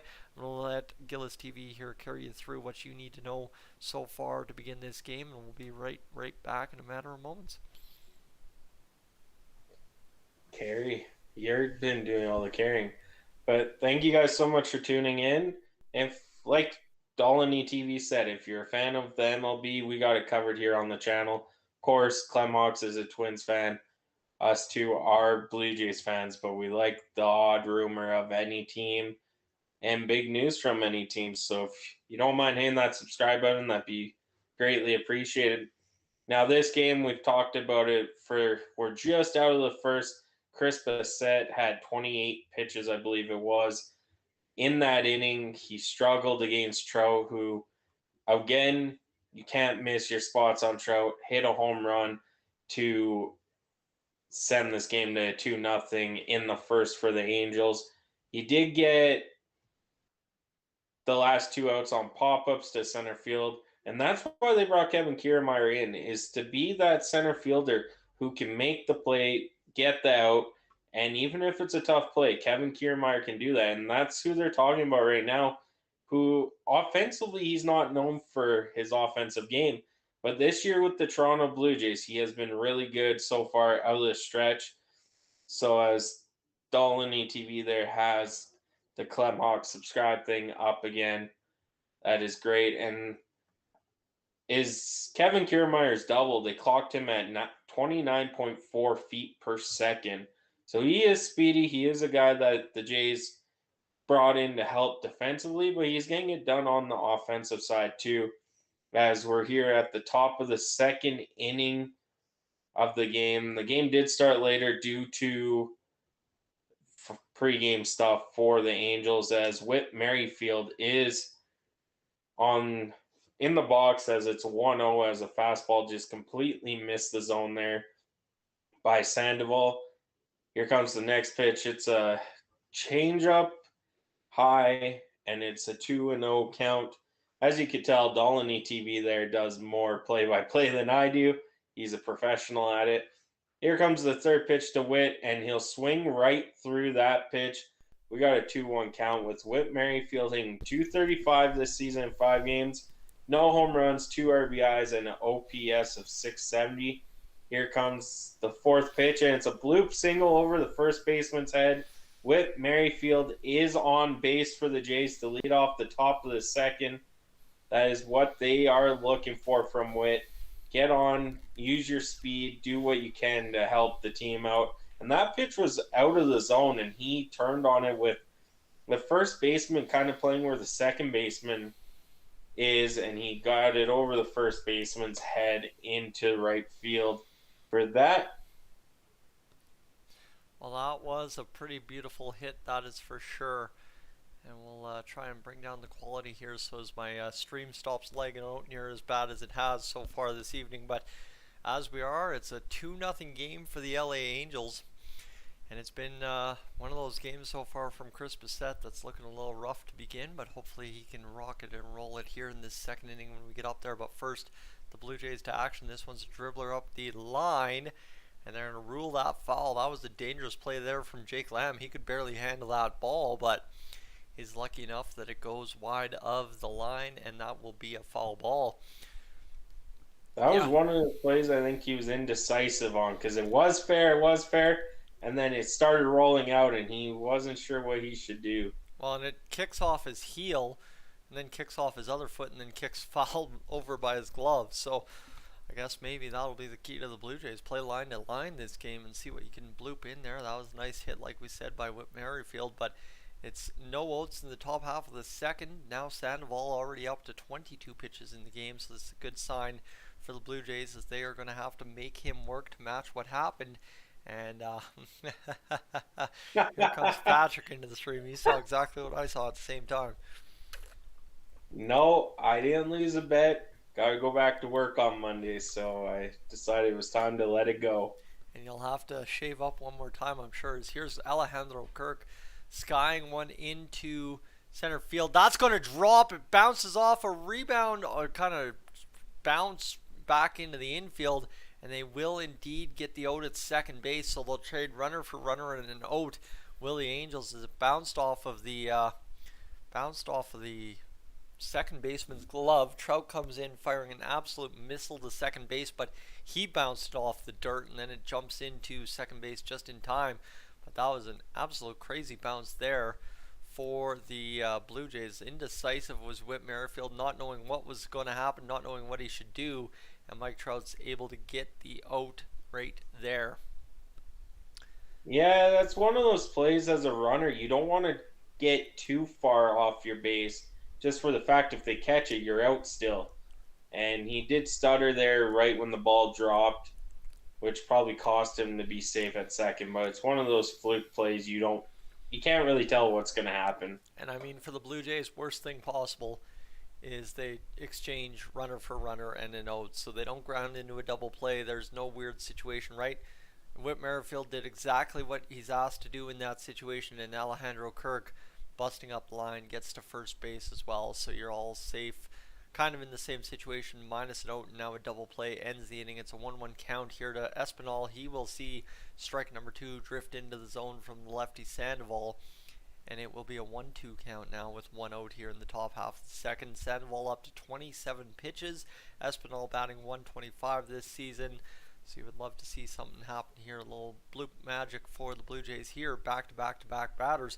So even Kirk blooped that one in, and there's Sandoval throwing one on the outside, and Mr. Santiago Espinal spoiling a very, very good pitch there from Patrick Sandoval.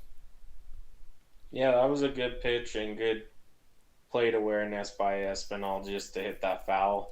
As here's Espinal lining up for the 1-2. 28 pitches now on the register for Patrick Sandoval, as the pitch will come in, and it will be right down the bottom of the zone, down the middle of the plate, and this one will be skied out into right field. Coming on and making the catch is the Angels right fielder, and we will have another stoppage in play here, where now coming up to bat for the first time as a Toronto Blue Jay is Jordan Luplow, who has been claimed off waivers this week by the Blue Jays, and then of course he came into action with the Blue Jays just today being recalled. He batted 176 with 11 home runs and 28 RBIs last season for the Diamondbacks, and now he will line up for his first pitch of the season as this one comes in, and he will swing on and miss a high fastball in the zone, center cut, and he is down 0-1. That's kind of the book on Luplow. Low batting average, big power, and we'll see if that translates right here for him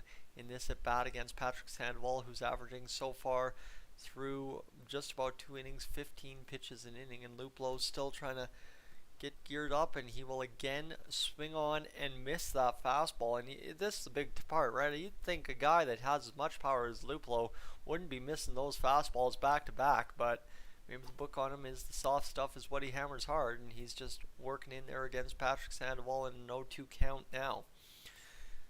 The 0-2 coming from Sandoval as the clock wind down, and that will be high upstairs again. So Patrick Sandoval knows the book on Luplow by the looks of it. 3 upstairs fastballs at 93 miles an hour back to back to back. Yeah, he is known for his power off the weak stuff, so they're staying with the fastball here.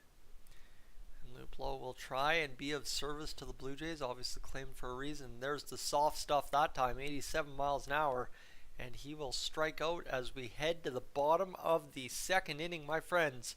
Welcome to Clemhawks. I'm Yak, he's Gilles TV. Appreciate you being along for the ride this evening. It's been my pleasure to have you here on Clemhawks rocking this Blue Jays stream. I just want to give you a quick second, if you haven't had a chance yet, to hit that subscribe button.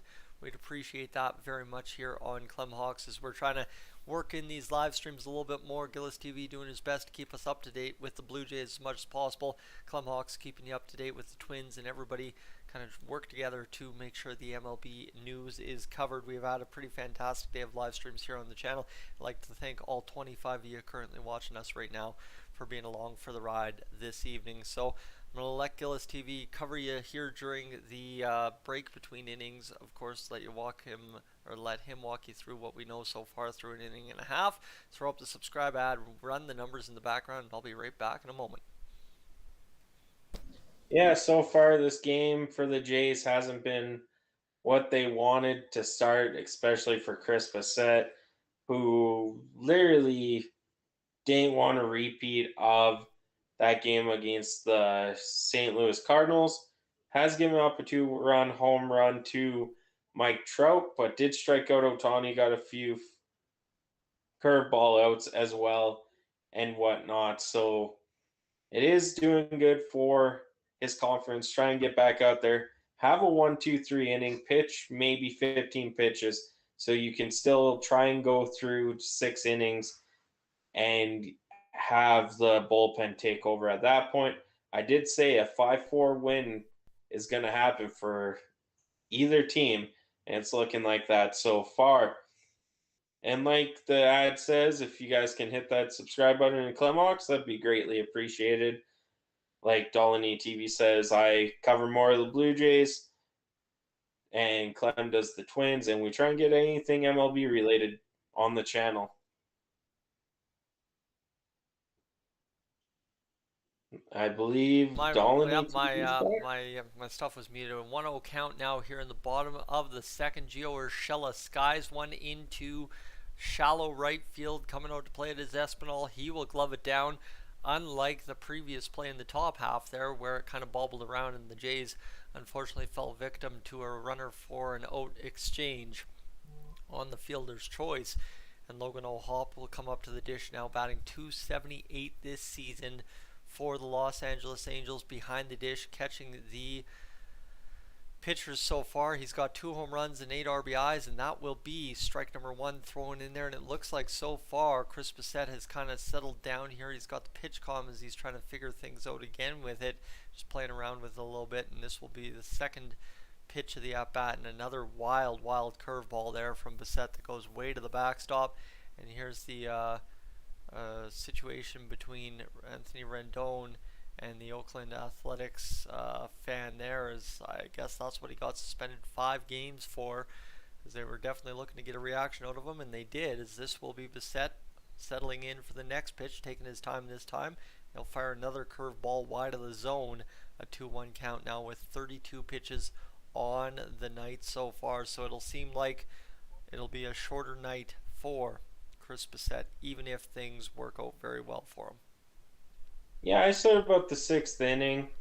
We'll go with the 5th if it can stay like this for sure. 3-1 count as that ball got away upstairs to Logan O'Hoppe, and now all of a sudden it'll be a 3-1 count in a situation where I don't think Chris Bissett, after getting that first out, can necessarily afford a walk, and instead he'll throw one completely wide of the zone, and the walk is the simplest thing that could have come there, as it will be Logan O'Hoppe heading down the first base line to first base to take his walk, and David Fletcher will come up to the dish here for the LA Angels, and it looks like still Chris Bissett is still trying to work with that pitch calm. I'm not sure, it's my first game watching the uptights with the pitch calm. I'm not sure how that even works, to be honest with you. No one's explained it to me yet, so interesting go there. But again, another curveball fired wide, and I don't know what's going on with Bissett here, but if he can't hit the zone with that curveball, he is going to be in for a short outing this evening. Yeah, we do have the bullpen too, in case that happens. This one is going to be fired on and now down to the near side on the third base line and fired across the diamond. No chance at 2 there for Matt Chapman, who will exchange the out at first for a runner at second base with 2 outs. And Chris Bissett gets a lucky bounce there on a bad swing there from Fletcher, and a good play by Matt Chapman just to make the simple play. Don't risk it. Easy play over to first, get 2 outs. And now Chris Bissett 1 out away from stranding the runner at second base. Taylor Ward walked in the first inning, scored a run on the homer from Mike Trout. This is a huge out for Chris Bissett if he could get it done. .370 batting average so far this season for Taylor Ward, leading off for the LA Angels. Chris Bissett now with pitch number 38 upcoming, and he will fire this one to the dish, and it will fall low of the zone. I've got my stream quality just bad enough that I can't see the holographic zone in there, so that's kind of tough. Here we go. Let's go here. This one will be fired in by the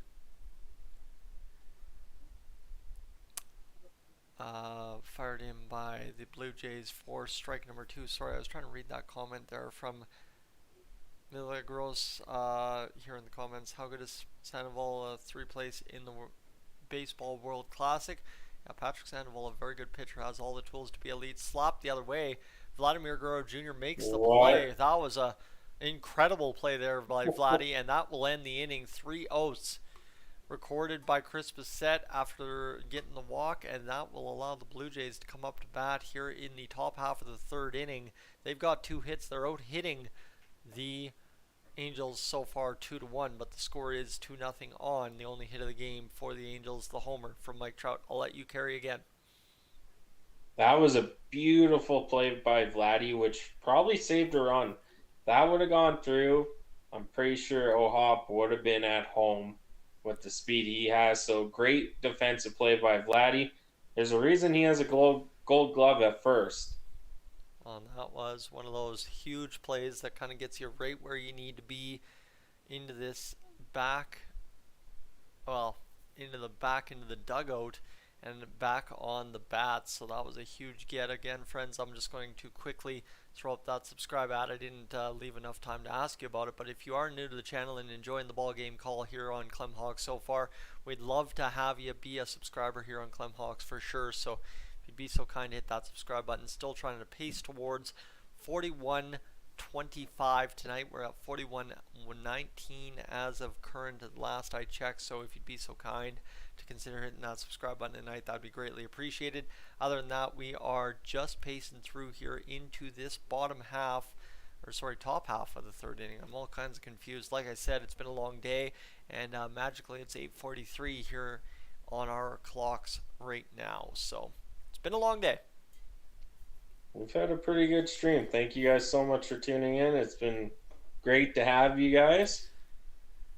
as we're going to see a Gold Glove bobblehead of Vladdy Guerrero Jr.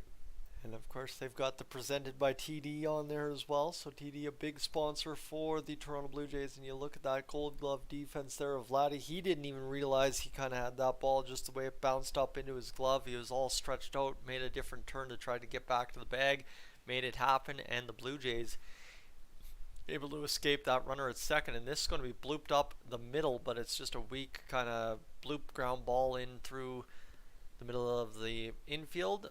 Fired on from the shortstop over to first base, and Kevin Kiermaier is retired for the Blue Jays. He's batting very well to start this season for the Blue Jays, so we'll see if that comes through for him. But right now, obviously, we are pacing our way through this ball game today. George Springer, he's got a .233 batting average, and my phone is just about ready to die here as we've been running the live stream on my phone so I can check the comments section here tonight. But George Springer in a 1-0 count against Patrick Sandoval, who's 35 pitches into this ball game, and that will be pitch number 36, recording ball number 2.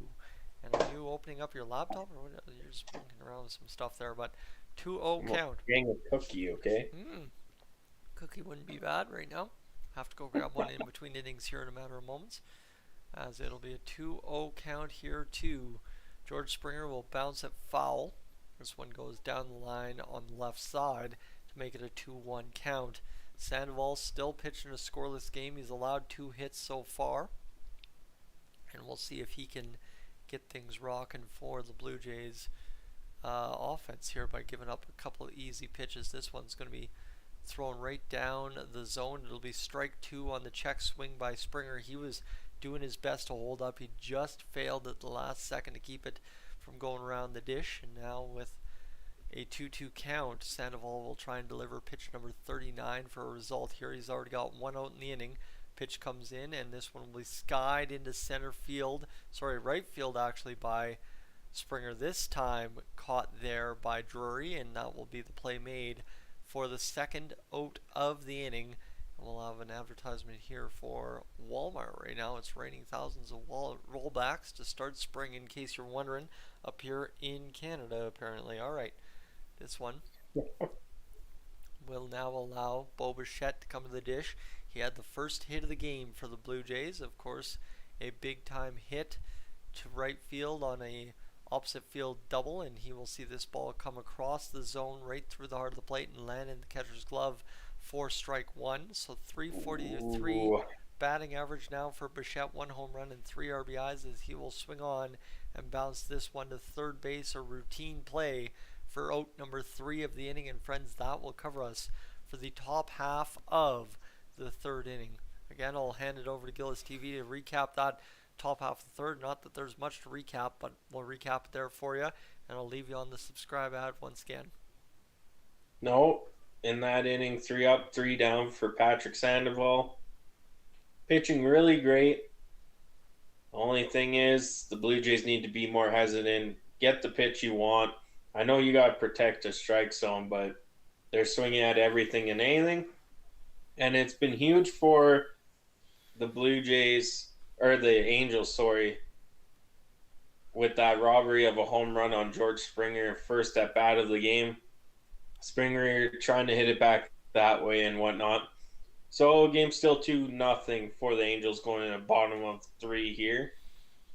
And if you haven't had a chance yet, like I said, I know I'm hitting it very hard here on the stream tonight, but if you could hit that subscribe button here on Clemhawks, that would mean a ton to us. That's just one of those barometers of success for a live stream that we can say, man, we're going to have to come out and do another few of these. And especially if you could let us know if you've been enjoying this in the comments as well, that would be greatly appreciated. But again, just hanging out, appreciating the game alongside us, really appreciate that, because it's been fantastic to have you. And 24 of you currently watching along for the ride here this evening. Mike Trout will be the next scheduled batter for the LA Angels. Ohtani and Trout, the ESPN preseason top 100. Guerrero landed at 16, Bichette at 49, Manoah at 51, Springer at 63, Chapman 82, Gosman 85, and Dalton Varsho somehow got on there. I mean, he's a good player and all, but I didn't know he was top 100 at 93. If you were the Angels, wouldn't you try and get a top 100 player to help with Ohtani and Trout? Well, I'm sure based on the quality of those players on the Blue Jays that we just saw in the top 100, I don't know how available the top 100 players are going to be, but we could be in for a crazy trade deadline if things come out. We're going to have to find out if there's any MLB rumors as of yet, but this one will be drifted down low out of the zone by Bissett. And it'll start off Mike Trout 1-0, who is now batting .400 with 2 home runs and 5 RBIs. I had to curse it in the pregame. That is more like it for Mike Trout, and he will see it. Strike one there down at the knees for a 1-1 count to begin the bottom half of the third inning. Bissett trying to go out there and work a little bit more effectively. He's got to get through this one rather quickly. And this is going to go out of the zone again for ball number 2. He just cannot seem to hit the zone with that curveball at all this evening. No, he can't. And on the pace he's going, he's done by the 5th inning at this point. Not really much of a chance. Bissett goes much deeper than that. He gets the check swing, and it will be a strike against Mike Trout. So that one, a good curveball to get the check swing. And I mean, if you're going to miss the zone every chance you get with curveball, but you can indeed get the check swings, that's not going to be the worst thing. Vladimir Guerrero Jr. standing at first base. They were just doing a quick dual shot, and it will be a timeout for Mike Trout. He had one last second to call it, and he did. So now Bissett will double check the pitch column alongside Alejandro Kirk. And this one will come in another curveball slurve kind of deal where he throws it wide of the zone. It'll load up the count against Trout, who has a home run, a 2-run shot earlier in this game to begin the first inning, scoring Taylor Ward. Now 3-2 the count here as Chris Bissett will see the timeout come from Alejandro Kirk as they're going to talk this one over, and Kirk was very, very meaningful and very, very quick running out to the mound on that one.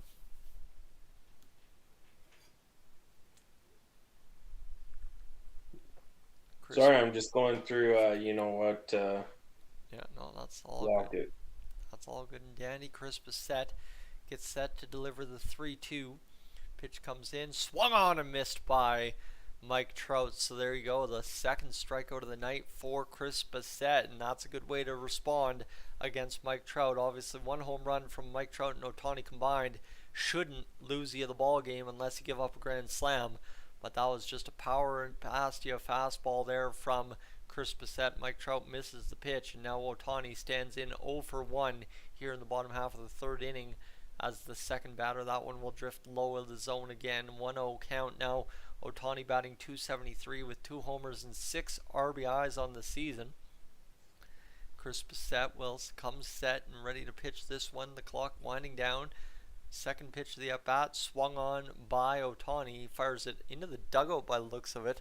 He kind of took a look over his dugout and said, "Oh boy, I really just did that, didn't I?"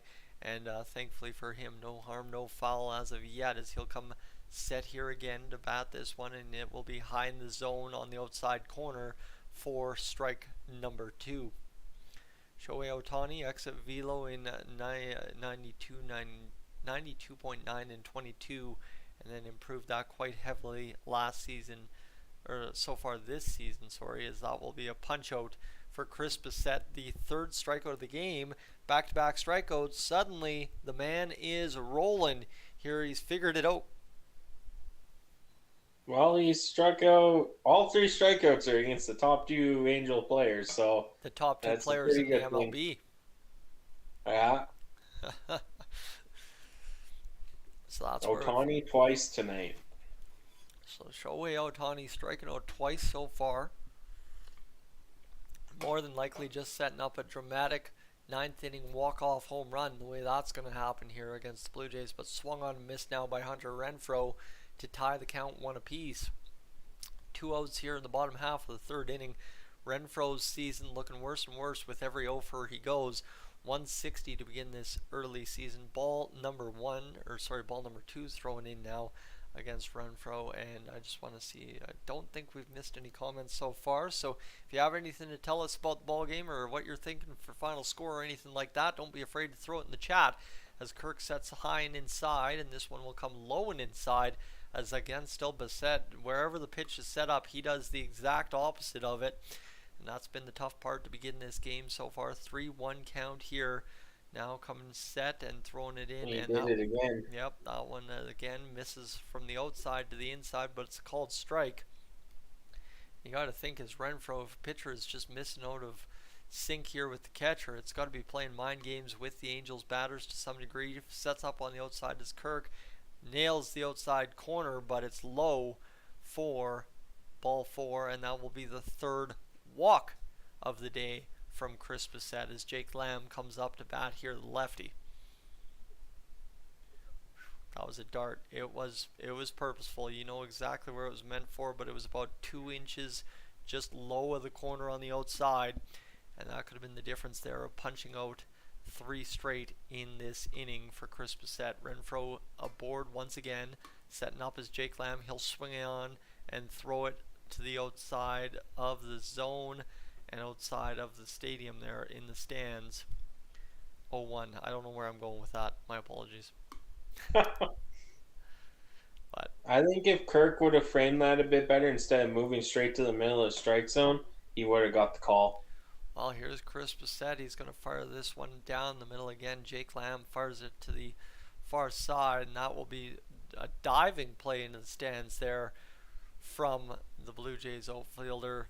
Whit Merrifield, I believe, is out there. I don't think Dalton that's was Merrifield. in the stand or in the lineup today, as Merrifield tried to play that ball, but it just came down a little bit early, and the young fan a little scared that a guy was coming in flying that fast towards her, but that was an easy play for Merrifield running in, but not so easy on the catch, right? He lined it up perfectly, but to get there and actually make the catch in the stands, that was going to be much more difficult.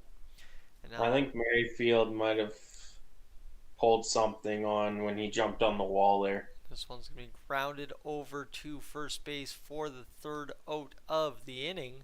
So just like that, we will have the end of 3. Chris Bissett gets out. They got to do the check once more.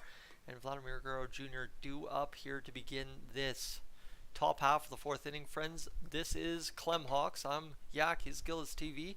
If you haven't had a chance yet to hit that subscribe button, we'd really appreciate it. I'll let Gilles TV cover you here for what we've got going on so far through the first few innings of the game. I'm going to throw an ad in as well to give you a little bit of cover. And we'll be right back here as I got to refill the water cup.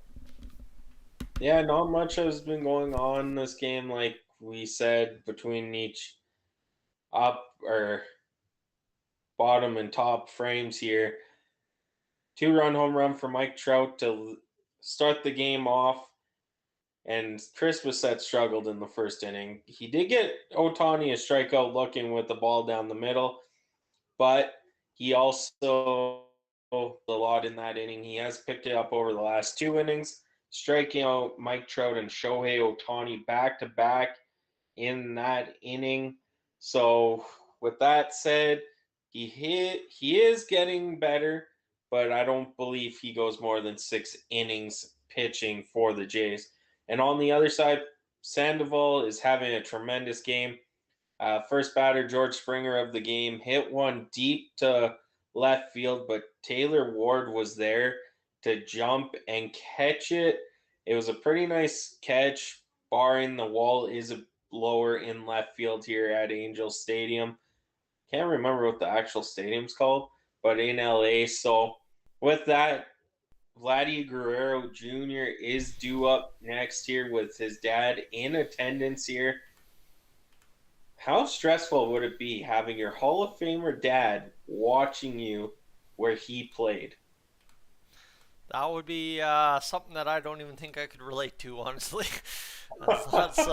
That's an insane situation for Vladdy Jr. as he'll settle into the box here to begin the top half of the 4th inning. Pitch clock goes down as Sandoval delivers. He will see Guerrero Jr. fire this one into left field for a base hit, and the Blue Jays are into business here right on the first pitch of the 4th inning. We don't mind that.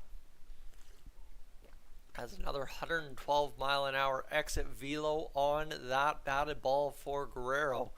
And that was a beauty of a hit, just a nice little stroke to left field, perfectly down in front of Taylor Ward. Brings up the hit leader in the MLB, Matt Chapman, entering play today. I don't know if that's still true, but this one's going to be a throw from Mr. Patrick Sandoval. It'll be low for ball one, and it's a 1-0 count to Chapman, who's batting .464. You imagine if Matt Chapman can ride the high 300s, low 400s for this entire series, that would be absolutely fantastic for the Blue Jays and trying to do anything here against the LA Angels. The more they get out of their second tier players, Matt Chapman obviously top tier player on this team. How about that? Ropes it into left field to Taylor Ward again for a base hit. It's first and second for the Blue Jays, and just like that, Matt Chapman continues to keep things rolling. So Matt Chapman and Vladimir Guerrero Jr. so far this season, first and second most in the MLB in hard hit balls. You look at where some of those balls have landed so far this year. As Chapman aboard at first.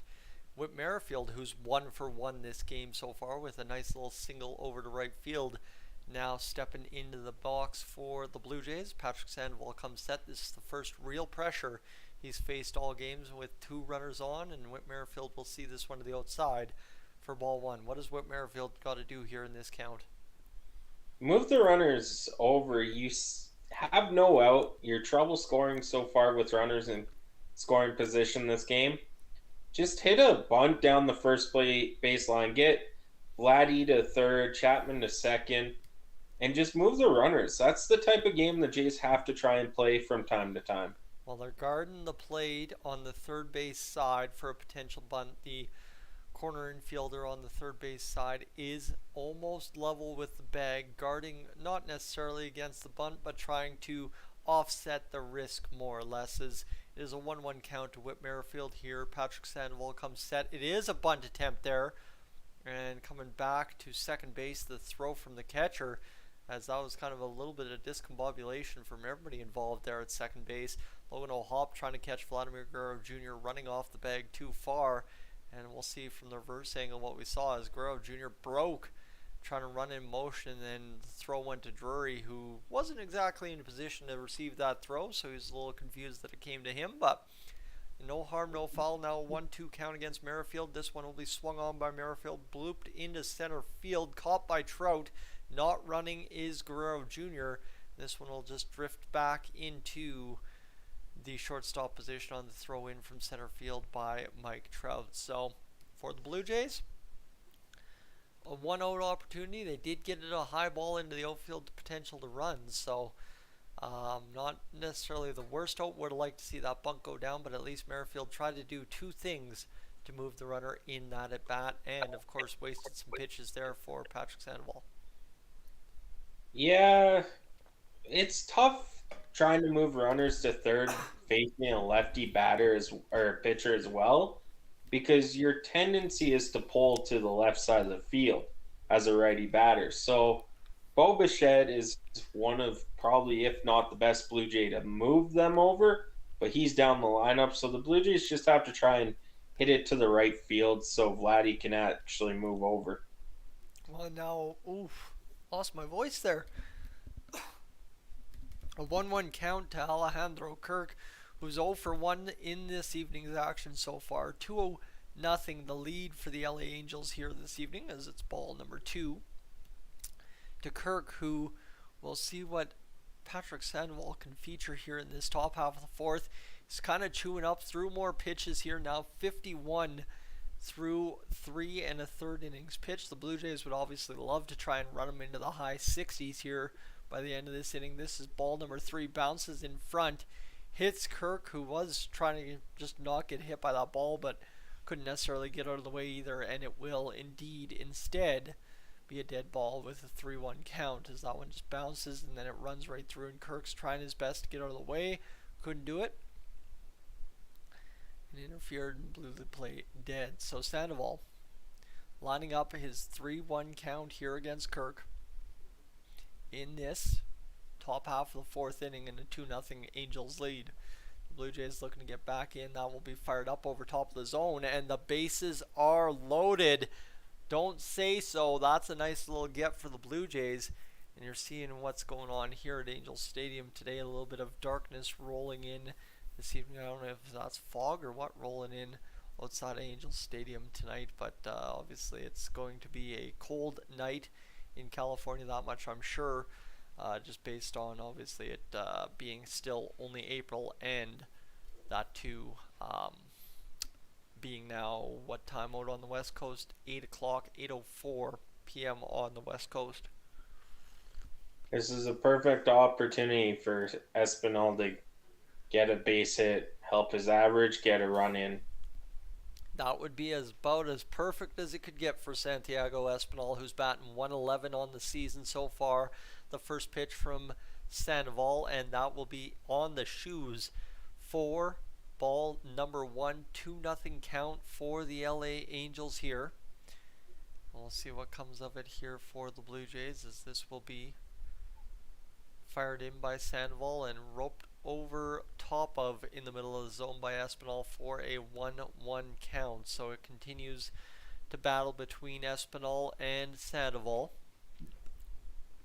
You sure you can't hear the TV? No, I'm sure I can't.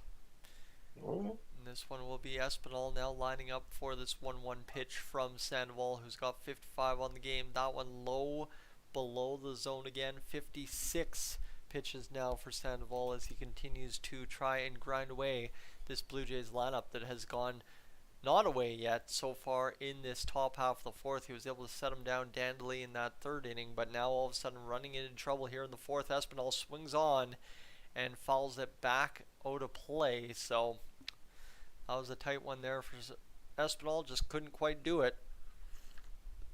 And now a 2-2 count with 1 out. Obviously, I think if you're the Blue Jays, I don't know about doing it realistically, but if you were trying to change something here, I don't know why you wouldn't start the runner from first, get him at least halfway down the line before Espinal hits it if this count delivers to a 3-2. But Sandoval right now with a 2-2 count as Guerrero jumps way off a third. We got the action cam on that one, and this one will be swung on by Espinal up the line. Foul ball though, all the way to where the screen ends. It kicks off the fence and goes back into play a brief moment before it's corralled there by the ball boy up the line. 2-2 the count here against Espinal, who's just, again, like you said, trying to find a way to put a ball in play and more or less just help himself, help the team all in one swing. Yeah. Sandoval is going to deliver the 2-2. This one's going to be swung on by Espinal right into second base. The runner does some good interference. He's safe, is Espinal. So the Blue Jays score their first run of the ball game. Vladimir Guerrero Jr. comes in a 2-1 ball game. Espinal does more or less a perfect job of hustling down the line and breaking up the double play, as that is just an awkward play there, as it was a weird flip there. And this one comes across and a hard get for the Angels first baseman. I don't know, are they reviewing this here? I don't know if you're a few seconds ahead of me, but I don't think they will be. I maybe a say. Oh, that's close. And that is in the glove, on the bag, pretty much same time. The old adage, tie goes to the runner, and might apply here, as that's about as close as it's going to get. They're going to let it stand. Maybe Drury interfered with Kirk when he was running. And now that fast speeder looked like it. Luplow will come up to bat here, 0 for 1 so far in this ball game with a strikeout in the second inning. So he'll try and not strike out here this time. Welcome in if you're just joining us. 37 of you now watching along live here on Clemhawks. I'm Yak, he's Gilles TV. That's what you need to know, as it's an 0-1 count to Jordan Luplow, who will again face the high heat. They'll throw down to first, and Espinal is safe. Again, Logan O'Hoppe has been moving around back there more than I'm used to seeing a catcher do it in the MLB, as that's a throw behind the runner to first base. You don't catch that very often in a ball game, and that was a beauty of a throw over by Logan Hoppe after the pitch in from Sandoval, who's now running into the 60s for his pitch count so far in this game. And this one's going to be swung on, belted back out of play by Luplow, who's just looking to get a hold of one here. An extra base hit would really go a long way for the Toronto Blue Jays. Espinal, obviously, he's got a little bit of jump in his step. I don't know if he can get all the way home, but definitely runners at second and third would not hurt the situation here, driving in the tying run in the process. Home run would be nice too. Yeah, leave on contact. He could make it home on a gapper. as it is a 2-out situation for the Blue Jays, so moving on contact will not be a bad thing here at all, as they'll throw down. Espinal's caught down in a rundown. Now they've got a weird situation happening here. Espinal's made it to second base, and here come the Blue Jays running towards as Matt Chapman's run down, and he is tagged out. The runner's in motion trying to draw something here for Espinal, and that will be an out there for the Blue Jays. Runners on the corners, turns into the third out of the game, or third of the fourth inning, and we will head to the mid-fourth here. That was some ingenuity. I don't know what to call that one. That was interesting to say the I least. think they were trying the double steal, because if it's a double steal and Chapman hits home first before Espinal gets tagged, it's a safe run. It ties the game. Yes. But I don't think you try that play when it's Matt Chapman at third. I think you try it if it's a Kevin Kiermaier, maybe a George Springer, Varsho, Whit Merrifield, someone a little bit faster than Matt Chapman who can actually steal a base from time to time. I just played the Dolany TV subscribe graphic on the Clemhawks stream. That is embarrassing. Of course, everything preloaded here. I should have 2 loadouts, but I don't. If you haven't had a chance yet here this evening to subscribe to Clemhawks, we'd really appreciate that. Obviously, we're roasting along here. I'm going to, again, cover up JAYS TV just so as I can do the background work that we have to do here in this mid-fourth inning, but I really appreciate everybody being along for the ride here today.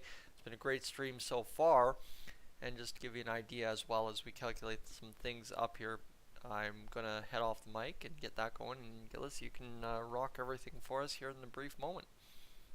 Yeah, I wouldn't have tried the double steal there for sure. It's kind of a risky move. I know Jordan Lopal doesn't have, the contact numbers, but that was a risky play to try and do that early in the game. You're only down by 1 run. If he gets a hold of one, Chapman's scoring either way. But Chapman did have a bad break and indecisive on this play as well, where he stuttered at first, stuttered again, and then finally the Angels were like, no, we're just going to try and get him out. So that will take us to the bottom of the 4th. That will take us to the bottom of the 4th. We continue to move along here. Weather so far not a factor. I thought it might be with how the clouds were lining up out there in left field for Angels Stadium, but Matt Chapman tagged out to end the top half of the 4th. If you're just joining us in this one, Chris Bissett will fire in the 1-1, and he is now up to 61 pitches on the night, so imagine he will get into the 5th. Obviously a much more settled start after the first inning for Chris Bissett. Much to be made about a bad start there, giving up the home run against Mike Trout, but obviously things have smoothed out here for Mr. Chris Bissett, and we'll see if that indeed continues to be the trend the rest of the way home in his start, as he'll get the pitch clock going down low. He comes to the set position. He's ready to motion towards the plate. Clock stops, and it will be that curveball again thrown out of the zone. If he could just get a bit closer, if he could just get somebody to bite on swinging on that consistently, he would be having an absolute weapon of a night on the mound. 2-2 comes in. This one's going to be fired as it's going to be dropped into center field by Brandon Drury, into the glove of Kevin Kiermaier for out number 2 here in the bottom half of the 4th inning. As the Blue Jays continue to move along and mow down some batters. Bissett now up to pitch number 64 as Gio Urshela comes up to the dish here. So I mentioned the pitches just because for those of you interested in how long a starter has left in the game or a reliever, how hard they've been working, that's just not shown on the score graphics. So appreciate that. And that's a weird kind of curveball thrown in there by Bissett. He really loaded up to loop that one in there, and that will go out of play, foul. So we're already in the bottom of the 4th, 2 outs here. Moving along, no problemo. The game only started an hour ago. That is crazy to think. Of course, we were delayed starting quite a bit, obviously because of the pregame ceremonies and stuff today for the Angels home opener. So that's kind of the tough part as we get set for the Blue Jays home opener later this I believe weekend or week or whatever it's going to be coming up after Easter. Obviously, we would love to see that one wrap up a little bit quicker, but of course the home fans getting a little bit of love too is never a bad thing. Chris Bissett engaged in a 2-1 count here against Gio Urshela. The strike there, 2 balls, 2 strikes, and I can feel it. The allergies are striking back. There must be a window open somewhere in the house here, as Gio Urshela batting .318 with 2 RBIs so far this year, and Kirk does a good job framing that one, but can't get the call. It's 3-2 for Urshela, and Bissett's looking at the play. Come on, man, you got to give me something here. He's nodding around and now sets up with the pitch calm. So this one will come in, and Bissett will fire this one up high and tight, and no swing on that one, so Urshela holds up and he'll walk down. It's Bissett's 4th walk of the game. He's had a rough go there. I thought he broke the plane there on that one. Got a little bit of the Oatfield District out in Rogers Place. Of course, there's a whole bunch of new things to see this season at Rogers Place Corona Rooftop. I think that's something you can probably rent out for your friends by the looks of it. Not a lot of space in there, as this one will come fired into the zone. An 89-mile-an-hour pitch for Bissett. 0-1 the count now to Logan O'Hop, who will draw in for his first official at-bat of the game, potentially, as he walked last time out. 0-1 the count here with 1 out in the bottom half of the 4th. This is going to be swung on by O'Hop. Strike number 2. Did we just have 2 outs in the ball game, and then all of a sudden they took away an out because they had made a mistake? Pretty sure that's what happened. Yeah, I was going to say I didn't think there was actually 2 outs, but I was just going with score clock. Has 2 home runs and 8 RBIs for Logan O'Hop, who's batting .278 on the season. Stepping off first is Urshela, and the pitch delivered, and that's the curveball again. Can't hit the zone, and this one will go for ball number 1. This will be 1 out in the bottom half of the 4th. 1-2 the count. Thank you for the subscribe there. We are at 4120 now. 41-20, so we keep pacing along the way tonight. Bottom of the 4th, 1-2 the count, 1 out here in this 4th inning. Bissett looking to capitalize on the Blue Jays doing what they did, and that was a big time swing from Logan O'Hop on a bouncing curveball in the dirt to make it 1-2. They showed the side angle on the replay there, and this one's going to go dropped down again. Try and get him to chase back-to-back pitches, can't do it, and all of a sudden I've got a upper calf cramp here going on. It's really inconvenient for the sitting position, obviously, as we'll try and work that out a little bit. Some pain, some real pain, as this one will be a 2-2 count to Chris Bissett's 76th pitch of the game, and there's a steal attempt coming up, fired down the middle, and it gets past Espinal all the way as Urshela goes to third. They're directing the ball to go to home, and I don't think anybody on the Blue Jays was really ready for that, to miss that one. And now a runner goes from first to third on an error down the middle thrown by Alejandro Kirk off the glove of Espinal. Bad hop, handcuffed Espinal, and just could not make the play, unfortunately. Isn't Gio Urshela a former Blue Jays prospect? I think Gio Urshela was a former Blue Jay at one point before heading over to the New York Yankees, and then having those monster years with the New York Yankees. This one, fired wide of the zone.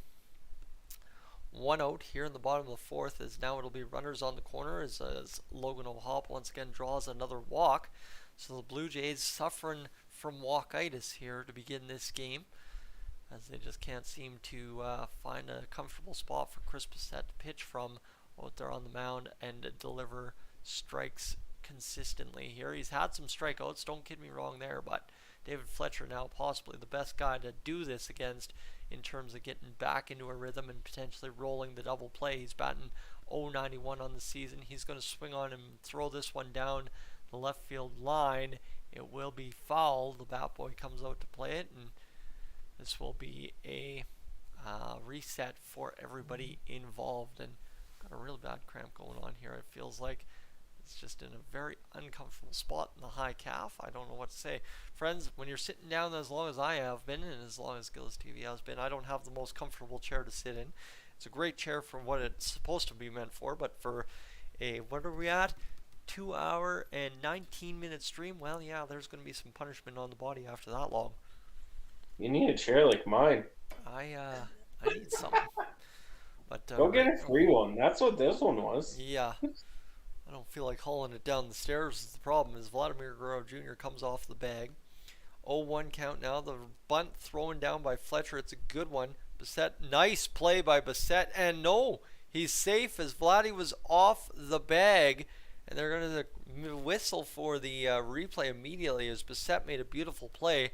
It is at current a 3-1 game for the Angels, and that won't change much other than it's either 3-1 with 2 outs or 3-1 with runners at first and second and 1 out. So, see, that's what Whit Merrifield should have done, was Vladdy and Chapman on base right there. well, he did attempt to. There was an attempt at the bunt, and that was a perfectly placed bunt by David Fletcher, and an even better play there by Chris Bissett to get it up over top of the runner. And we're going to see the best angle here. I think he's out. Vladdy does have his foot on the corner of the bag. I think the umpire blew that call, if you're asking me. We should see the replay here. We've got a challenge on the field. I think it's out, and Vladdy just he touched the bag and moved his foot fast so that Fletcher wouldn't step on it. Yep. Well, he was right in the runner's path. That was the difficulty with that play. Taylor Ward will be the next batter for the LA Angels, but as it currently stands, we have to determine the fate of this call before we can figure out if there is runners at first and second, or if there's a runner at second with 2 outs. And obviously the infield is drawn in to get this going. Again, friends, as we go through this replay, we're watching it here. If you haven't had a chance yet to hit that subscribe button here on Clemhawks, we'd really appreciate that.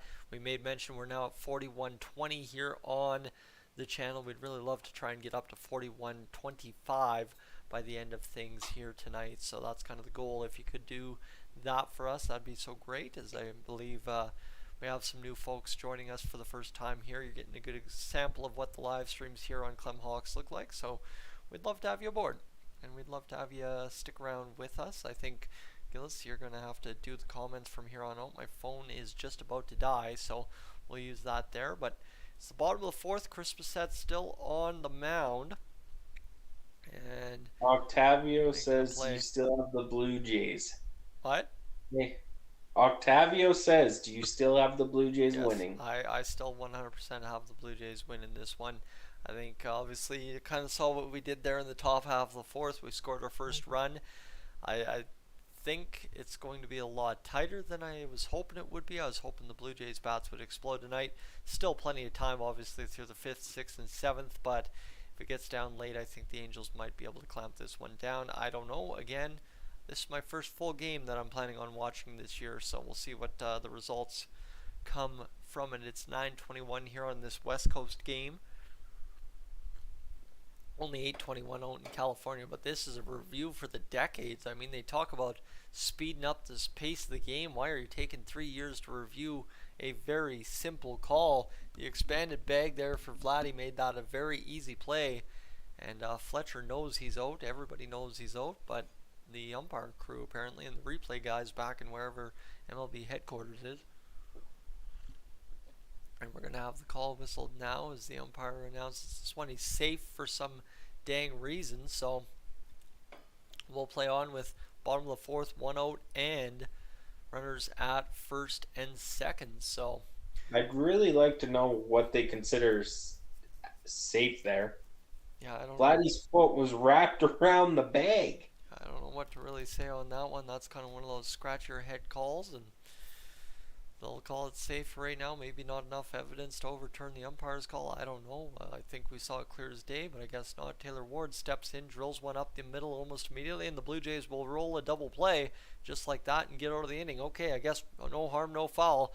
We're headed to the top half of the 5th inning. I'll leave you on the subscribe graphic once again. I'll allow JAYS TV to get you set up with what you need to know. Recap that inning in which the Angels have 3 runs on 1 hit. Yeah, Gio Urshela was stealing a base.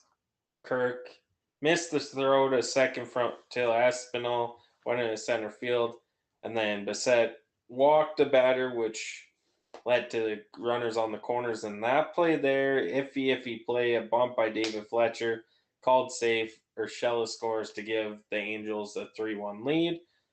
Of course, Trout with a home run to lead off the scoring earlier in the first inning, and Guerrero Jr. coming in off a Espinal bloop single in the infield to give the Jays their run. So that's how we got to a 3-1 game. I don't know how you could do this. I'm tired. But now we go to the top of the fifth. Like Dolany TV said, this game's been only on for an hour and 20 minutes, and we're top five with all that's going on. Of course, another late game tomorrow here for the Blue Jays. I believe it's Jose Barrios on the mound, and then Yusei Kikuchi will be the final starter in the series. Pitched a really good game his first time out. Hopefully, he can keep that going. Team-wide approach for hitting for the Blue Jays this season opposite field. They rank 7th in the MLB.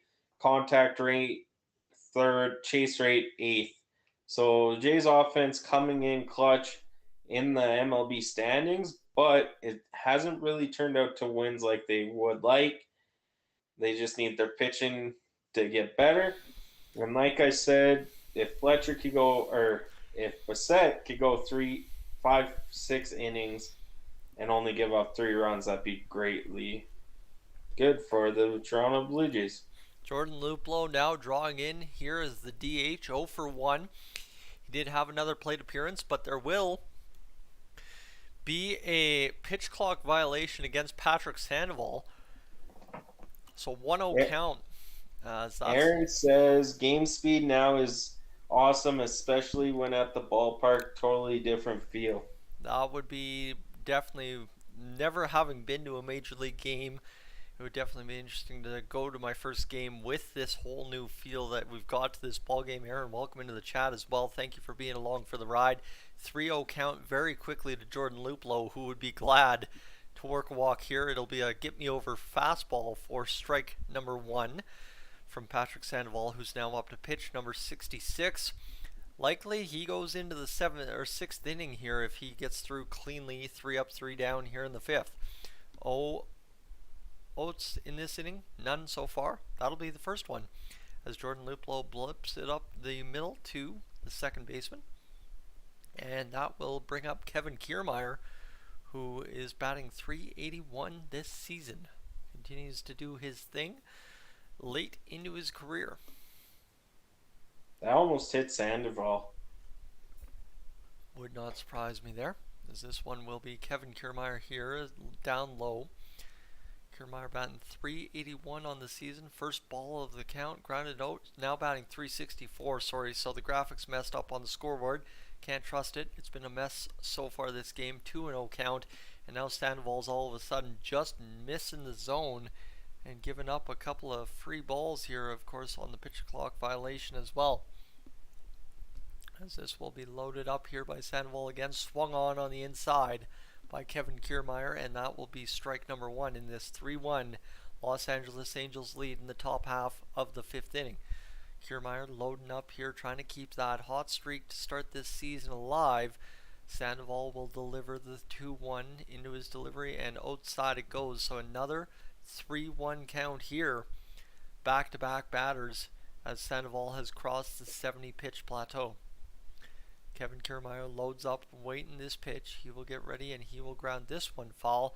Another inside pitch that would have been ball 4. So the Blue Jays just need to sit back a few more extra seconds and potentially start working some walks, just as the Angels have so far this ball game.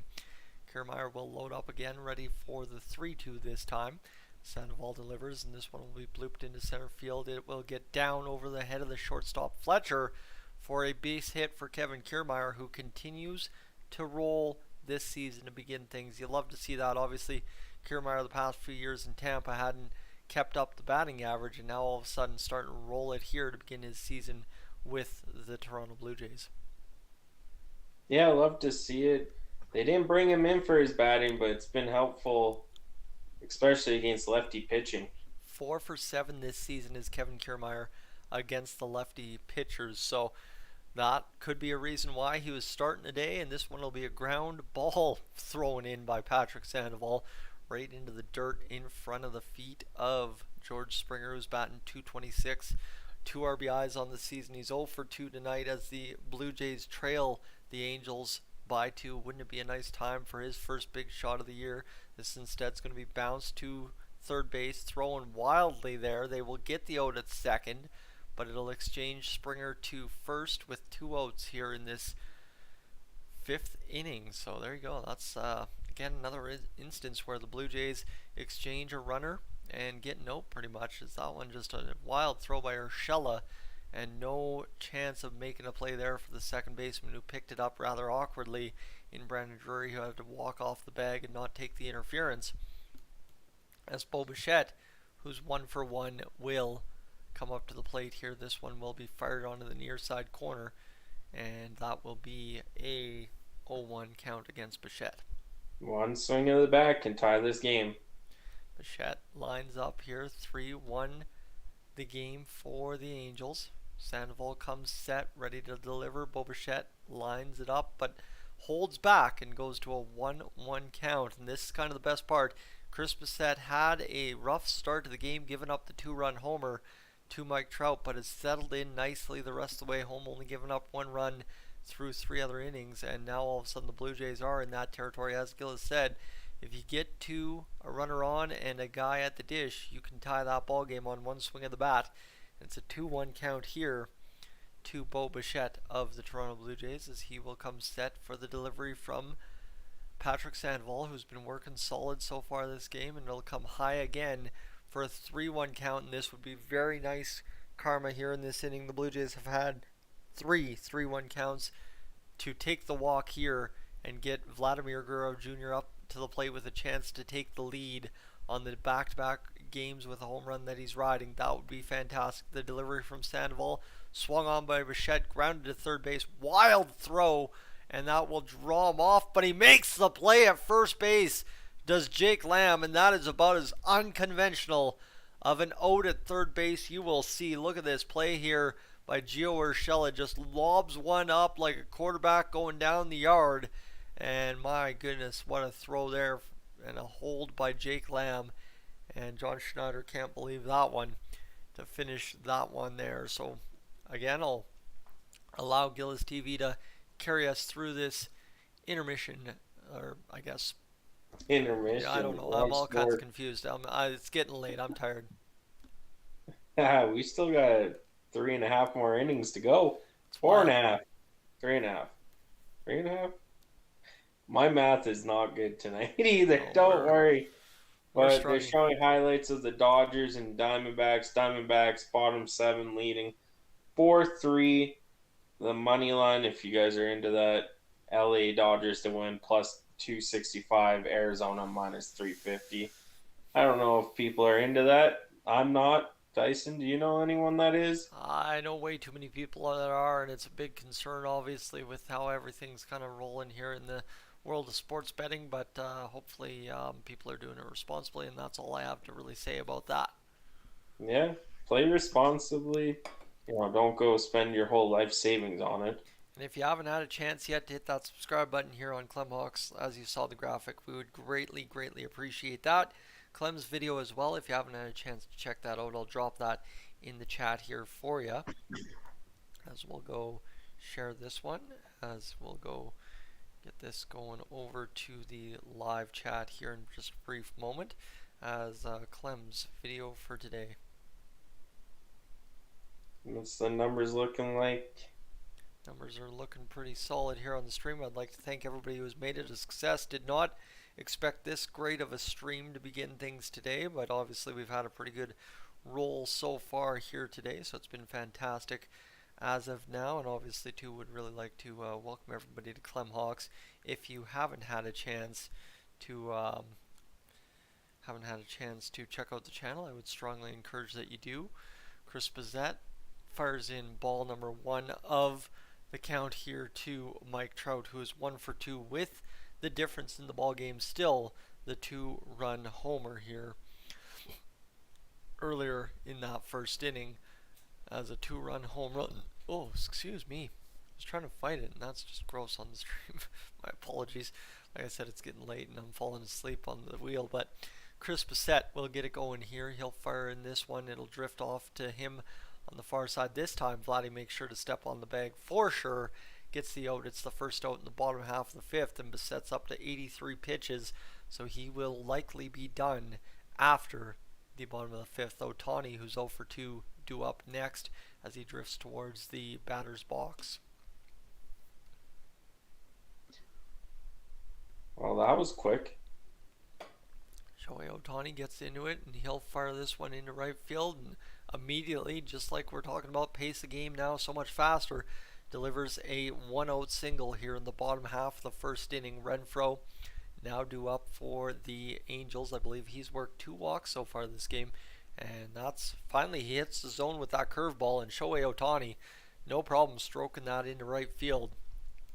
And an easy play there for George Springer to recap it back into the zone. Into the infield. Got my hockey terms and my baseball terms all mixed up. This one will be another chance here for the Blue Jays to fire in a ball into the zone. Fouled back by Renfroe from the righty Bissett. And we have got a 0-1 count, 1 out here in the bottom half of the fifth inning. 160 the batting average for Hunter Renfroe with 1 RBI on the season. Reached on an error and walked so far this ballgame. That more makes sense, as that will be fired low of the zone for a 1-1 count. Now up in the bullpen, it's Zach Pop, everybody's favorite guy. Zach Pop. I don't know. Canadian, by the way. Is he Canadian? There we go. That's why he's He is everybody's favorite Canadian. guy. We got 3 Canadians on the starting roster.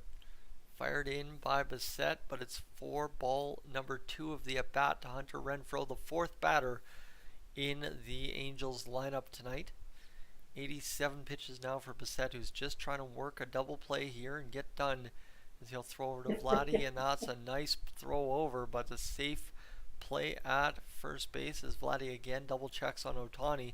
Both of them go back and forth a couple of times. You know, 2 more seasoned players nowadays in the MLB going to work there against each other, as this will be delivered by Bissett in the 2-1 as he comes to a full set, and this skied high just past the infield dirt out to Bo Bichette in shallow left. He makes the play back and up, and that will be out number 2 of the inning. We get another gorgeous shot of the outfield district, the catch bar in the outfield in Rogers Center. There's a bunch to be had out here in center field now at the Blue Jays games. Whole bunch of beautiful visuals and stuff that you can see there, and obviously like seeing it in real life versus seeing the planned pictures, I guess you could say, is going to be interesting to see how it all works out. But I think it's going to be really fun to see what Rogers Center is all about this season, as that will be ball 1 to Jake Lamb with a 176 batting average and an 0 for in the home run column this season. We'll see if he can change that tonight. Obviously former Blue Jay himself. And this will be a delivery from Chris Bissett, coming set and firing it right past Jake Lamb for a 1-1 count with 2 outs here in the bottom of the fifth. Chris Bissett just trying to avoid 100 pitches tonight. That's all he's trying to do.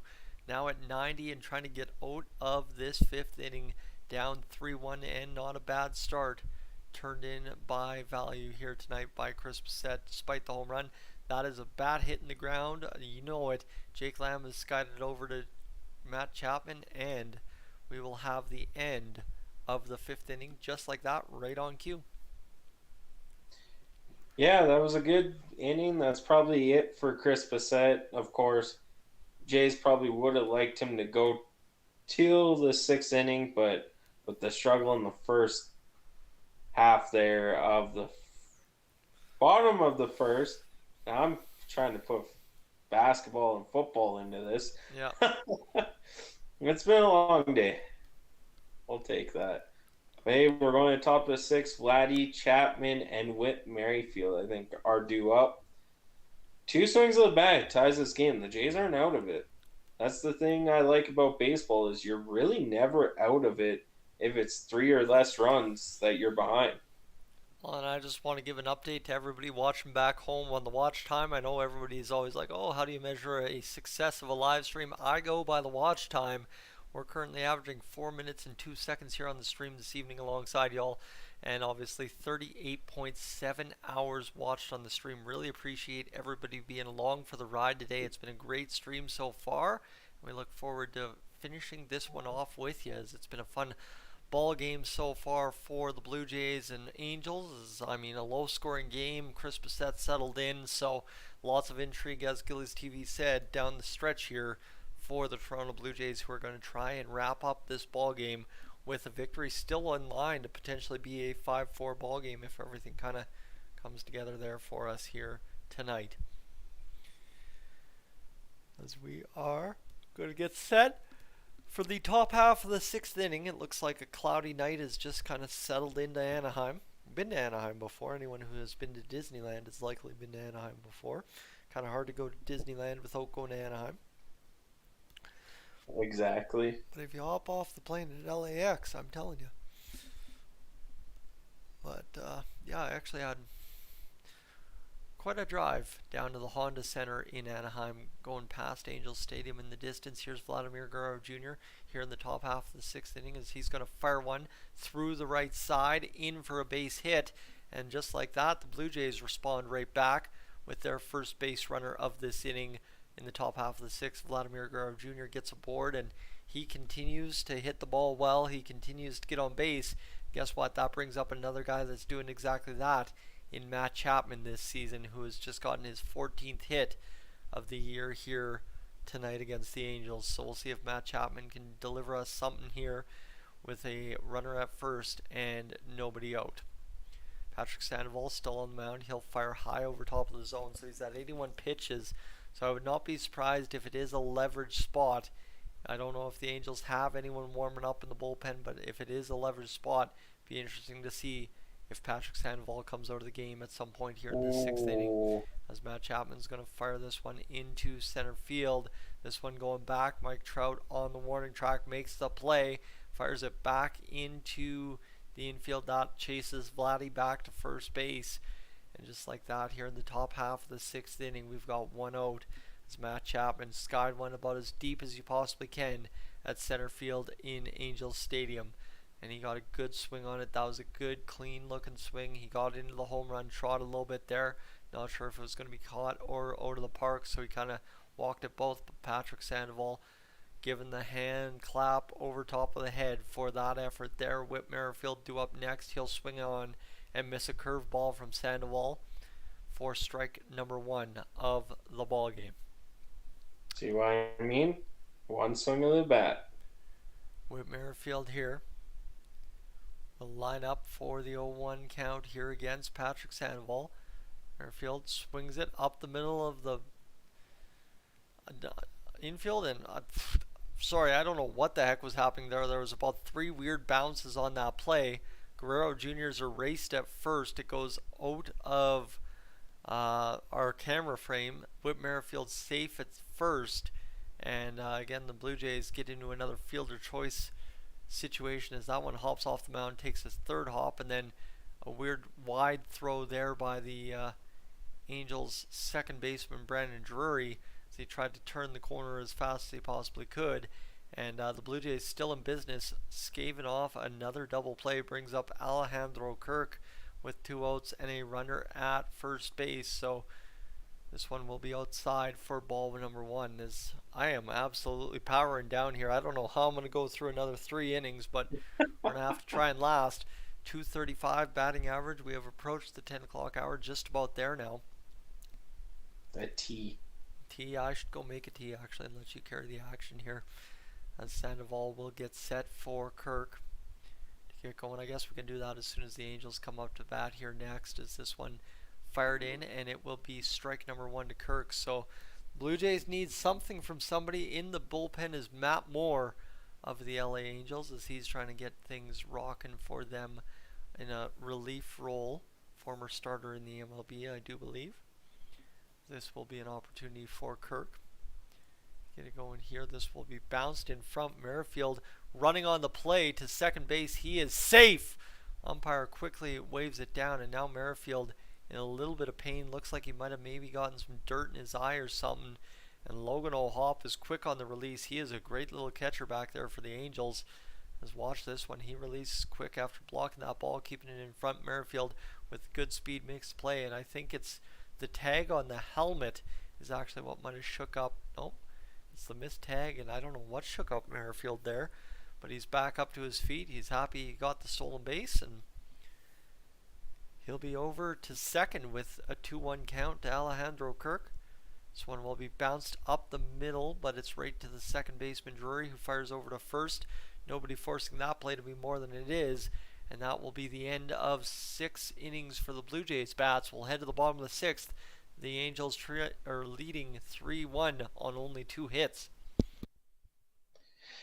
Yeah, the Blue Jays hitters need to stop chasing at everything in the strike zone right now. They are swinging at everything and anything. You got an extra strike to play with when it's a 2-1 count, 3-1 count, even on the 2-0 counts. You don't have to swing at it.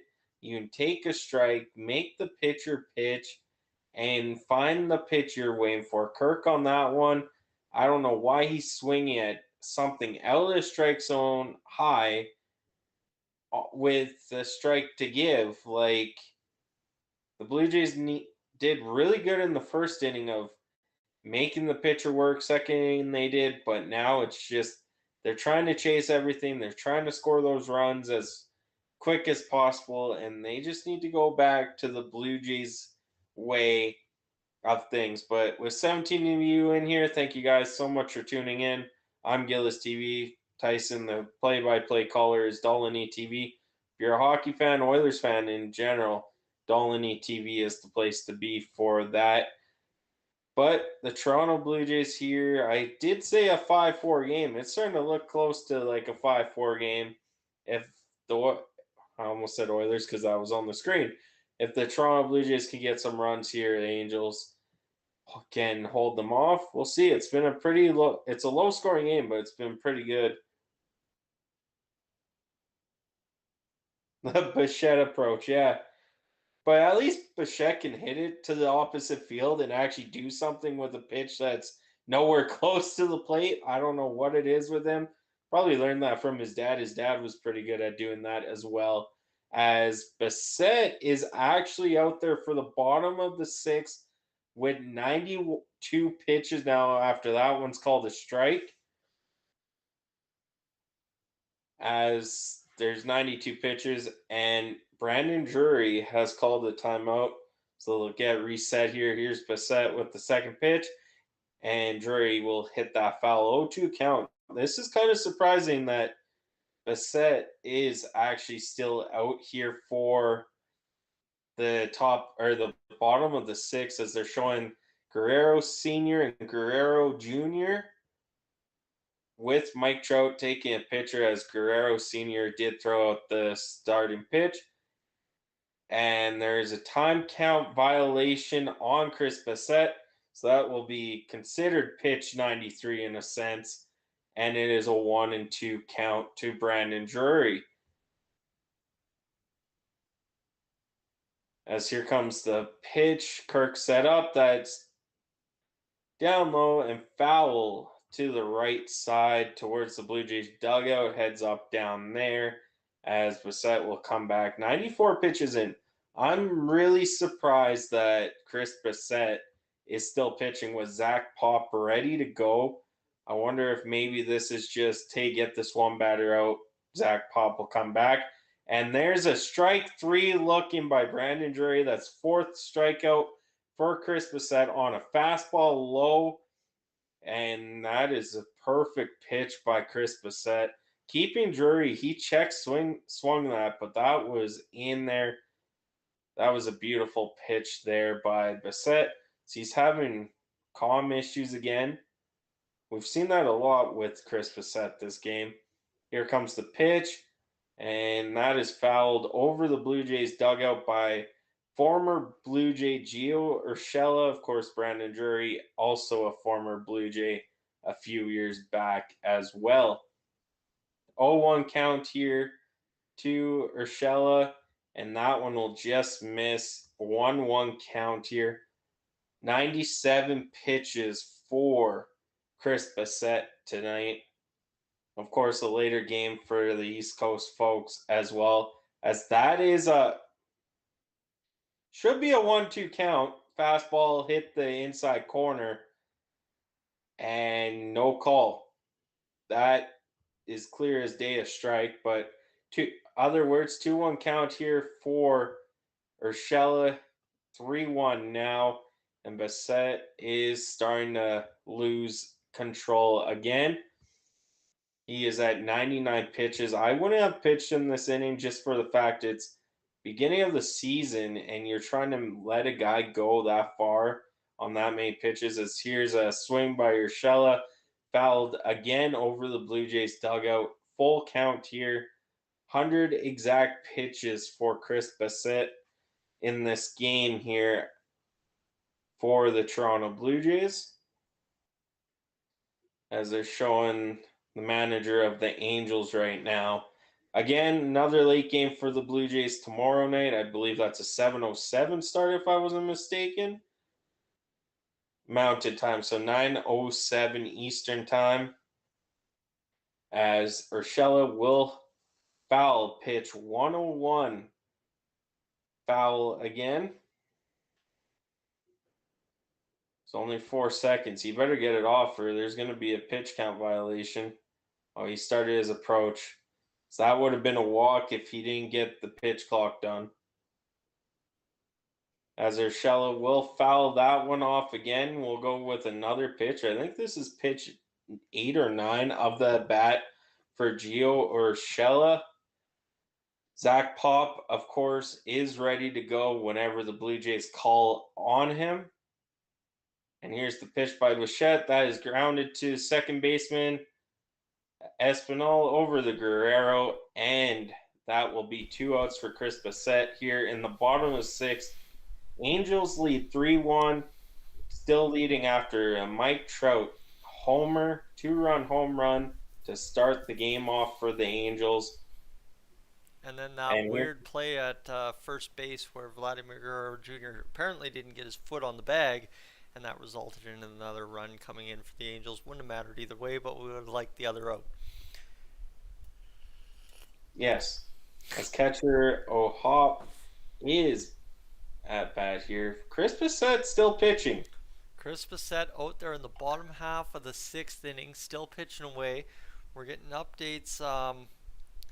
We're getting updates there from Bakersfield right now, but it would be nice to see Bassett finish off 6 innings, anything to help that ERA, and I think that might be the mention here from John Schneider, the manager of the Blue Jays, is he's rolling right now. Might as well let him try and knock down that ERA as much as possible, as long as he can keep the game scoreless and guys from getting on base.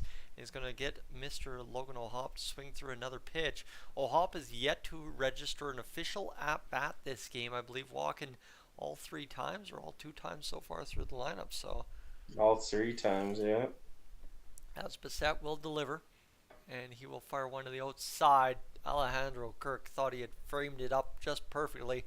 Couldn't get it done, and that tee was a definite smack and good idea. As Chris Bassett will line up in a 2-2 count with 2 outs here in the bottom half of the 6th inning. 3-1 the score for the Angels. Fired in on the curveball. Bassett suddenly, I think the big key to success is he's been getting that curveball a little closer to the zone over the past 2-3 innings, and that one ended up being fouled off by O'Hop. Aaron says the Rangers are sleepers this season. Rangers is in the Texas Rangers or the New York Rangers, because both teams could be sleepers for both sports. And there's a strikeout for O'Hop. I'm pretty sure he means the Texas Rangers. I'm hoping so, as this one's going to be swung on and missed by Logan O'Hop, because yes, the Texas Rangers, they have loaded up and gotten some very good players available. So we'll see what's happening. Over the last Hold 2 on. seasons. I've got lights on upstairs. Roommates are text. Roommates. He doesn't have roommates. But they are showing the Vladdy Guerrero Jr. bobblehead appreciation. Gold Glove Wednesday, April 2nd. There's only first 15,000 fans get one. That'd be great. Sorry, what? Nothing. Okay. Aaron says Texas, my bad. I forgot y'all said y'all are hockey. Yeah, we are hockey fans. So, Hey, we're baseball fans too. oh We no, just I'm have I'm more baseball. knowledge of hockey. That's just it. So, just to give you guys an update again back home, if you're wondering what the impact of this stream has been on Clemhawks today, as you see the subscribe graphic up. Well, friends, it has been a fantastic stream to be a part of so far. 624 times 4 point. Oof, you know it. 4.166. We are sitting at 2,599 minutes watched, which is a grand total of 43.3 hours. So just in this stream alone, we have outdone everything we did yesterday on Clemhawks in terms of watch time. So thank you so much for being aboard for the stream today. Really appreciate it. Thank you guys for tuning in. That's- Gonna have another cookie while we sit here. Well, that's why I keep running out of breath. I'm running down here eating a cookie while I'm running down the stairs trying to get back as soon as possible. So always screwing that up. But Chris Well, Bassett, don't leave lights on. Your mom won't text you. yeah, that's just it. Chris Bassett and Alejandro Kirk applauding each other here. And this one will be Bassett's final inning in the bottom half of the sixth. A good effort turned in, and now a new pitcher on the mound for the LA Angels in Matt Moore, who will come out to work the top half of the seventh inning. This season so far, a 5.40 ERA through 2 games, a .60 WHIP, and a 10.8 Ks per 9. So we'll see if that becomes the trend again here. Maybe giving up a run or two, but also making some not save situations, but making some big time pitching happen for the LA Angels. Matt Moore lines up to throw to Santiago Espinal. Pitch comes in high outside of the zone for ball number 1. I gotta see if I can go live here. I am live as live gets, I guess. As it's a 100 batting average so far this season after an 0 for 2 for Santiago Espinal. He got an RBI fielder's choice last at bat, so that was a huge gift for him, as this one will again be outside for ball number 2. Matt Moore getting squeezed a little bit here to begin this count, and we'll see if it comes to fruition for him in terms of Espinal getting a walk. Let's find out, as it'll be a 3-0 potential count here on Matt Moore's next delivery here, as it will be a pitch clock violation against Matt Moore. He took his time and he will get penalized. This is, I know we were talking about pitch clocks and pitch stuff, but I don't think I've seen this many violations in one game, as Moore quickly delivers 3-1. He knew what he had to do to get that one over. And yeah, no, Matt Moore's first 3 pitches not that great for him, and now down in this 3-1 count as he'll throw this one in. Espinal will rope it into left field, a base hit, and just like that, the next batter can tie the ball game with a big fly. We'll see what comes. So that was a big boy swing there from Espinal, just roping it through the left side of the infield on a line drive. Now he'll try and get it going. 103 mile an hour exit velocity for Espinal. 7th inning, top half, nobody out. Luplow up to the dish. He'll check swing, and he will indeed go around. So 0 for 2 so far this game is Jordan Luplow, the newest Blue Jay, making his debut tonight after being recalled from AAA. Matt Moore, the lefty, lining up against him. So the Angels went lefty to start, lefty out of the bullpen next. And Moore will throw over to Espinal and waste his throw over. So now all of a sudden 0-1 count. And this will be some kind of violation here, as it looks like we've got time called by the umpire instead. I don't know, like, you just, based on the close-ups, you don't see everything. But Jordan Luplow, MLB career 45 home runs, as Matt Moore will get in here and draw in for this next pitch, as it will be over for a strike. And it will be an 0-2 count to Luplow, who I think out of all the Blue Jays has had probably not the worst at bats, but just hasn't gotten any courtesies from the pitchers alongside to help him not having such great at bats tonight, swinging at everything and ending up taking pitches that are strikes as well. Exactly. He's DH tonight, so I know MLB experience comes up with Jordan Luplow, but I'm pretty sure there was probably a couple other names in the minors you could have tried bringing up first. Well, I think obviously they weren't looking to bring someone up. I don't know what the full story behind getting Luplow was, but to claim a guy like him with the experience he has on waivers and then be able to bring him up to the majors almost immediately, I think it's a risk worth taking, and one of those that gets taken across to MLB all season long. But yeah, I don't know why the Blue Jays felt they needed to, but I guess they needed to, and that's the end of the story right there. Yeah. Here's Kevin Kiermaier, 1 for 2. 1-0 count against Kiermaier. Matt Moore will throw over yet again. They really feel like they're going to be able to peg off Santiago Espinal at first base. He had a whole bunch of sand built up in his belt there, trying to shake that loose on the close-up shot. And here's Matt Moore now as Kevin Kiermaier skies one into center field. Espinal's halfway, but Mike Trout easily plays that one, and I mean easily, almost leisurely plays that one there. And now Trout will wander back to center field. He's communicating with his right fielder saying, I got that, don't you worry, don't ever come over this way. And now coming out to the mound, it's going to be a mound visit here for Matt Moore, and they're going to take him out of the game instead of allowing him to face Springer. That's one of those new rules too over the past few years, where if you face 3 batters as a reliever in the inning, at any point you can come out. And coming in now, this guy looks tall, lanky, and like he can throw a ball. I don't know who that's coming out of the bullpen. I don't know who that is either. But that is where we'll sit. Again, friends, if you're new to the channel, I want to pound this home to you one more time. If you haven't hit that subscribe button yet here on Clemhawks, we would love to have you aboard here on the channel. You clearly have gotten a pretty good look at so far. And can you say wake up to David without saying your channel name? We can do that. He fell asleep. David fell asleep on the stream. This is not good. David, what are you doing?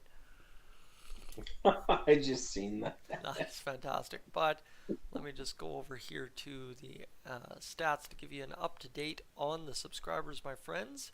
Give you an idea of where we're sitting here after a couple hours live on a Friday night. We're up to 4123, so we're looking for 2 more of you. If you want to stick around, talk some more Blue Jays, talk some more baseball here on Clemhawks, we'd love to have you aboard. So if you could be so kind to consider hitting that subscribe button on the channel, that would be absolutely fantastic. You see the graphic, it's been up a lot over the past little bit, but that's where we're sitting after, what, 6 innings of play, 7 innings, 6.5 innings of play.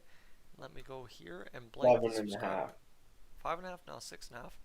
We're going into we're in the top half of the 7th, just about done the top half of the 7th. I don't know if the Blue Jays necessarily are going to be able to ring anything up here with the righty coming in to face George Springer, but we'll see what happens. As experienced it April 11th through 16th, so the Blue Jays return home on April 11th. That would mean we've got the 8th, 9th, so it's the 10th on Monday, and then the Blue Jays are back in action after this series concludes on Tuesday, April 11th at home for the first time. Aaron says pickoff rules are a game changer, also the bigger bases. That's true, because once you pitch over once, you can't do it again until you pitch to home. And Jimmy Herget gets going, and he'll fire in a shot. He's got a funky little delivery here, but he gets the first ball of the count, as that one was just low in the zone. So 3-1 the score for the LA Angels here. 2 outs in the top half of the 7th inning. 1-0 the count to George Springer, who's 0 for 3 tonight. Hergert's just freshly out of the pen. He'll fire this one, and oh my goodness, Springer's fired it through the right side of the infield. That'll move the runners over.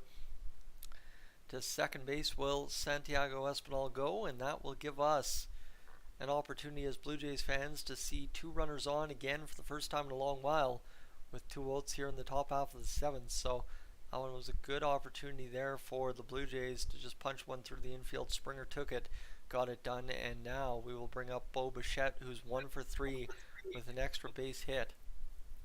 So I wonder the situation now, if Bo Bichette can clear the bases with a double, we're tied going into the bottom half of the 7th. That would be interesting to see. Aaron says 3 fails is a balk, basically. Okay, that would make sense. 1-0 count now against Bichette from Hergert, who is yet to throw a strike. Obviously the strike there from the hit from Springer, but That's about it for his pitches to home, and this one's fouled back by Bichette, who was just trying to inside out that ball down the right field line. Couldn't get it going. A little bit too much on that one. Hergert wearing the sunglasses there, rocking a little bit of a stubble around the upper Go! lip, and Go! Go! Go! it's gonna go away. Go on! We'll get the replay here, but it looks like Bo Bichette, based on that reaction. Yeah, look at how he swung on that one. Big high fly to left field, up into the rock area, right where Mike Trout hit his last one. It's a 3-run round trooper for the Toronto Blue Jays, who take a 4-3 lead over top of the Los Angeles Angels here in the top half of the 7th. I guess they should have let Matt Moore face George Springer. The call to the pen fails for the Angels, and the Blue Jays, for the first time all game, lead this one. I hate that you're ahead of me. I'm ahead of you by like 2 seconds. I know, I hated it. If it was the other way, we would have had some fun with that And one. also, I was kind of watching. I knew it was coming because Octavio said home run in the chat. Oh, yes, that's the old classic. Here's Vladimir Guerrero Jr., who's had a good night. He's 2 for 3. He'll fire on that one over top on the outside slider. That will be swung on and missed. But Bo Bichette, he got down to that pitch, and he knew it. He knew he had powered that one far and out of the stadium. So a good swing there for Bo Bichette. 0-2 count now to Vladdy as the pitchers are talking things over with him. I'm pretty sure the Blue Jays have hit about 8 balls over 105 miles per hour this game. Well, they are leaders in the hard hit category so far this season. We know that much. Guerrero and Chapman leading the MLB. 433 average now for Vladdy to start this season. 2 home runs, 6 RBIs, and an insurance marker here. Back to back with Bo would be fantastic, as that will be swung on and missed to end the top half of the 7th inning, friends, as we go again to the good old subscribe ad here in just a moment's time. But what I want you to tell you is Gilles TV is going to break down that top half of the 7th for you. Yeah, it was a quick 2 outs. Kevin Kiermaier got out. Then Espinal actually started the inning. I'm having troubles today, Tyson. Well, we're both struggling. I ain't going to claim that I'm doing a good job by any stretch of the imagination. It's my first ball game call of the season. I'd hate to see anyone try and hire me for a ball game call at this point, but it's been an interesting start to the ball season. Obviously, we're going the distance for our first one. If you know anything about me over on Dolly TV, it's not very often I go the distance with the Oilers on a game night like this one, but it's a Friday night, Good Friday, and we have an opportunity to do it, so we're going to do it. But I just really want to thank everybody for being along for the ride tonight, because it has been a fantastic night here on Clemhawks. Since Clem went live earlier this morning, we have been on an absolute tear here on the channel. Pretty much one of our best days in a long while here on Clemhawks. So appreciate that. If you haven't already done the subscribe thing yet, definitely make sure to do it. But appreciate you being along for the ride. Obviously, to everybody chatting us up throughout tonight's game, that's been fantastic as well. And it's been a pretty successful evening of baseball here on the channel today. I'll get the final tallies here in just a matter of moments to give you an idea. So we're up to just about 2,200 views on the day. That's a pretty good successful day of baseball, if you ask me, that's for sure. Yeah, that's great. Thank you guys so much. And Aaron says it's the leg kick, and yeah, it was. Absolutely. Clemhawks obviously streaming that Twins game earlier today. Just trying to find what I'm looking for here. I'm looking for something, but I can't seem to find what I'm looking for. I know what I'm looking for. Twins walking off the Astros earlier today. That's the other half of the channel. Mr. Clem himself doing his thing there. 23 views on the post game so far. If you haven't had a chance to check that out, I did link it in the chat, so make sure to do that at your earliest convenience. And with that, let's get back to baseball here, as we're almost ready for the bottom half of the 7th inning in a new ball game where the Blue Jays, by shock of way of Bo Bichette's home run, lead this ball game 4-3. And coming out of the bullpen now is Yimi Garcia, who's gotten lit up through 3 games so far, but looking to come out of this high leverage situation the better here. We're in number 93 for the Blue Jays. Yeah, so Zach Pop warmed up. They stuck with Chris Bassett, and now it's time to. We talked about it in the pregame. His back end of the bullpen is really good. Well, and for Yimi Garcia, I believe he was hit with injuries last year, if I'm not mistaken. Yeah. And now he's getting a chance to be a full-time Blue Jay. He's earned his role in the bullpen this year, and Bo Bichette has given him a 4-3 lead of which to work the hold with. So we'll see if Yimi Garcia can indeed do that. And there is still one of those weird oddities in baseball where Yimi Garcia could earn the save should the Blue Jays explode for like 8 runs here in this top half of the 8th. But we'll just worry about finishing the bottom half of the 7th scoreless as David Fletcher 0 for 1 draws in against Yimi Garcia. As this one will be fired towards the plate, it'll be ball 1 from Garcia. Of course, a sac bunt for David Fletcher and an RBI in the 4th inning so far on his ledger, as this one will be directed in towards the plate. That will be strike number 1 against David Fletcher, and Yimi Garcia trying his best to, of course, hold this one here for the Blue Jays, get them into the high leverage innings, and I believe Jordan Romano potentially coming out of the bullpen, maybe? I would assume it's Romano based off of the day's rest yesterday. And of course, Adam Simber picking up a save as well so far this Blue Jays season. The Blue Jays with 4 saves in all 4 of their victories. And David Fletcher down in a 1-2 count here in the bottom half of the 7th inning. We're winding down. This ball game is just about done, and this one will go out of play. We've been live streaming now for 3 hours and 12 minutes. That is absolutely insane. Not very often on a Friday night do I go 3 hours and 10 minutes. I guess we'll have to try and find some time to go live tomorrow for the Oilers game and really pound up the watch time. Maybe start at 1 o'clock. I don't know. Find out, I guess. You know, there's that whole chart that we can't mention because of the words involved, but there's a whole chart. I think I'm going to go with a 10 and a 10 tomorrow on the live stream over on Dolany TV. Chris Bazette's final line: 2 hits, 2 earned runs, 5 base on balls, and 5 Ks. So that, I think, qualifies as a quality start, if I'm not mistaken, for Chris Bassett, who had a fantastic outing after settling in following the home run from Mike Trout. 0-1 to Taylor Ward. In line for the win. And in line for the win as well. That is about as polar opposite compared to his first start as it could possibly get. This one's going to be swung into the zone by Yimi Garcia. It misses, though, on its way to the plate. So it's a 1-1 count to Taylor Ward, who has been a non-factor so far. Walked and scored in the first, I guess you could say. But other than that, 0 for 2 on the line. Just as many Angels fans, or Angels players, sorry, are in front of their home fans tonight. But Ward working a 2-1 count now. This will be an opportunity for Yimi Garcia to sling the ball in here. He will get it going, and that will be a check swing for Ward, held up 3-1. I must say, through one batter here, I've not been very impressed with Yimi Garcia. It's usually like this with Yimi Garcia, though. He struggles at the start of the inning and then can pick it up at back half of it. Well, he's picked up strike number 2 to make it a full count against Taylor Ward. 1 out here in the bottom half of the 7th inning. Shot fired into the zone. Taylor Ward will sky this high into dead center. Kevin Kiermaier out to play that ball. He will make it solid, and reference to his outfielders that there are now 2 away, and Mike Trout would flash him back to the first inning. That absolute huge home run, and you know what?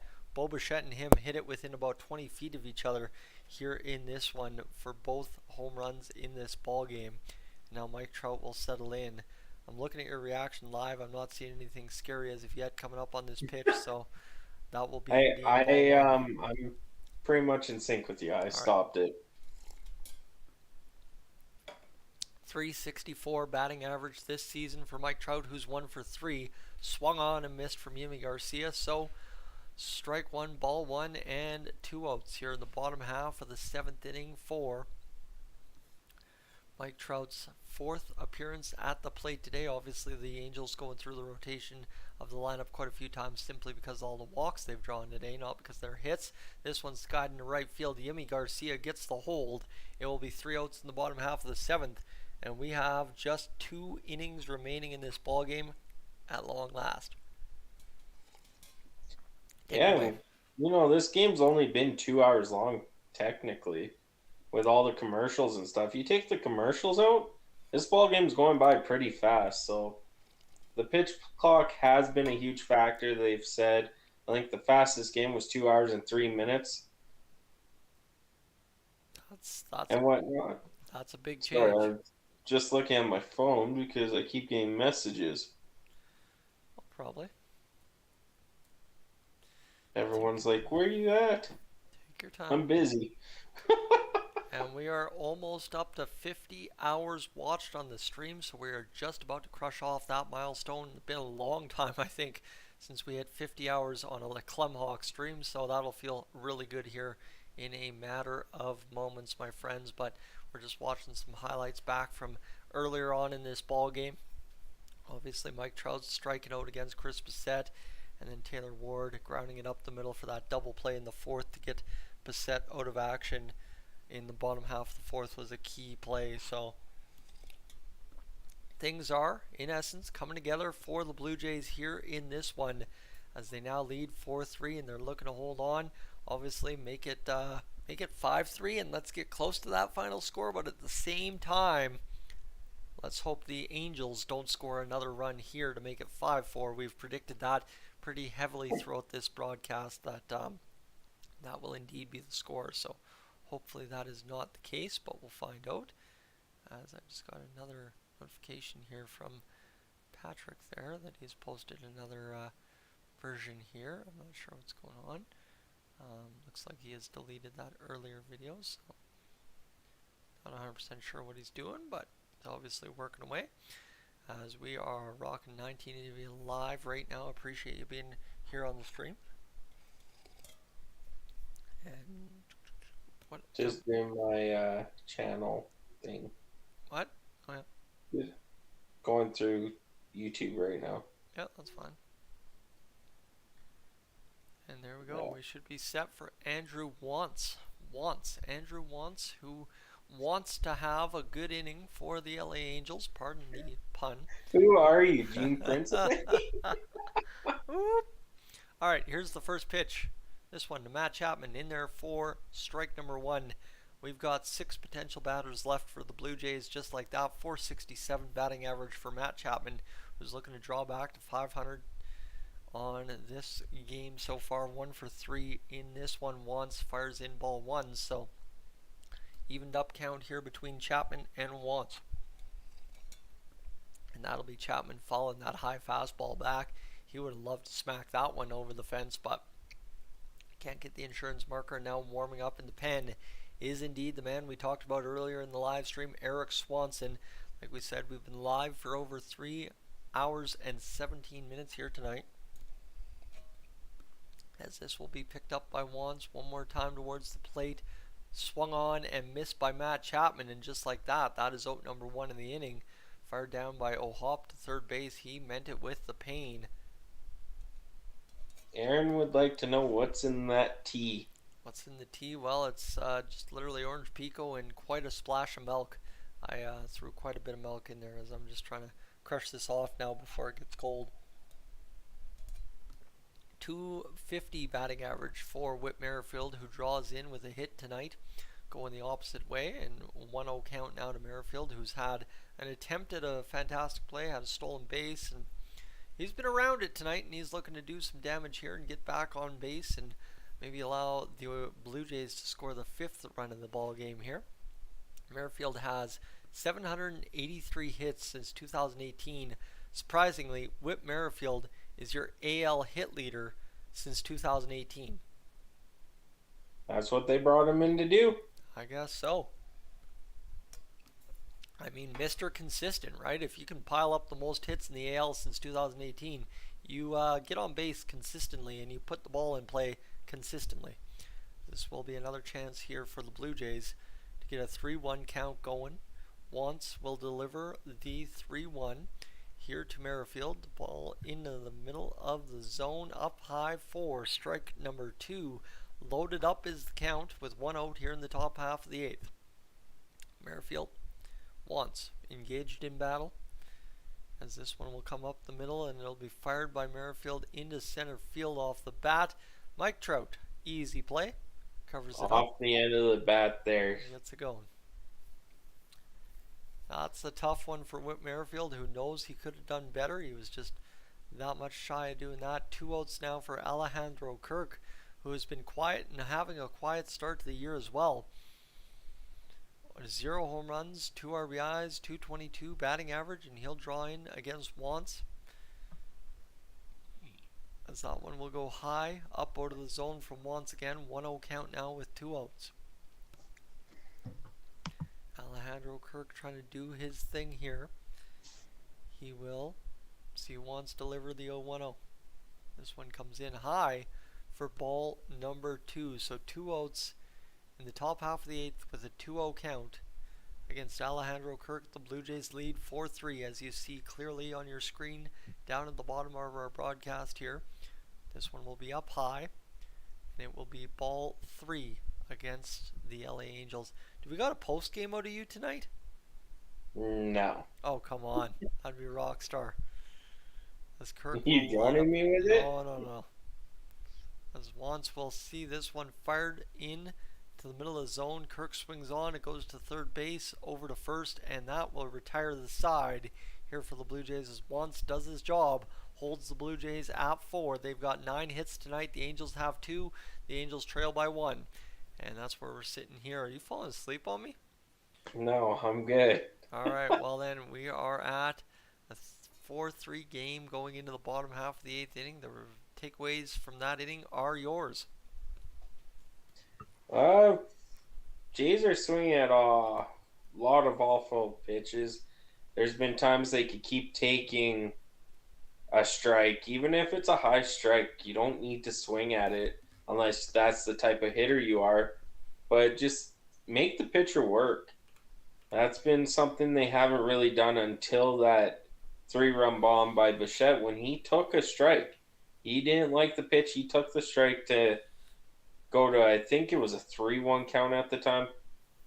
And that's all the Jays need to do. Pitching coming up, of course, Eric Swanson coming over from the trade with the Mariners for Teoscar Hernandez.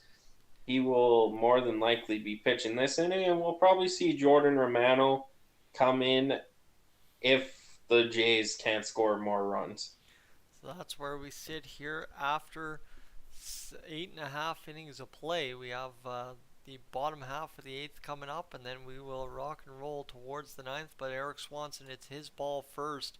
So friends, we're just about ready to go back live to me and Gilles TV here on your screens. Let me just do the old double checks. There we go, good to go. And we are just about set for this one as John Schneider tries to time this game accordingly, as he's frustrated with something here with somebody in the dugout. He's trying to work something over, giving something, maybe smiling. I don't know what's going on. Hard to read those dugout interactions without any sound. And now Dalton Varsho takes over in left field, so the Blue Jays go a little bit more defensively responsible down the stretch here. Varsho, Kiermaier, and of course George Springer now aligning in the left to right in the outfield. Varsho takes. I was actually gonna say they're probably bringing Varsho in. Even if Kirk got on, I think Varsho would have hit for Luplo. There it is. So this will be an opportunity now for Eric Swanson to come in and pitch in this one. He's pitched a 2.70 ERA, 0.9 WHIP with a 10.8 Ks per 9. So far to start this ball game. Fouled off the foot again by Shohei Ohtani, and he's sore after that one. That was a hard stung ball right off of the back foot. He's gonna work around the shin guard a little bit. The umpire clearly marks the plate, and that's a tough go right up off the high shin for Shohei Ohtani. 4-3 the score for the Blue Jays here in the bottom half of the 8th. We're just underway. Eric Swanson's delivered strike 1. James says Ohtani homer. Praying signs. As this one will go 1-1, and James hoping for that Shohei Ohtani homer. He's batting .292 on the season now as Shohei Ohtani after his single last time out. this one in onto the zone, and it will be a 1-2 count now to Shohei Ohtani, who has also struck out this game. So the Blue Jays have had a couple of great innings so far. Swanson looking to add to the hold situation there earlier from Yimi Garcia. This one will be down low for a 2-2 count here in the bottom half of the 8th inning. He is just 4 pitches into his night, and he's looking to try and crush it off and get himself a very good 8th inning going, as he's 1 pitch away from retiring Ohtani, and he will go up high in the zone. Ohtani spoils a good pitch on the outside edge, and that will keep it at 2-2.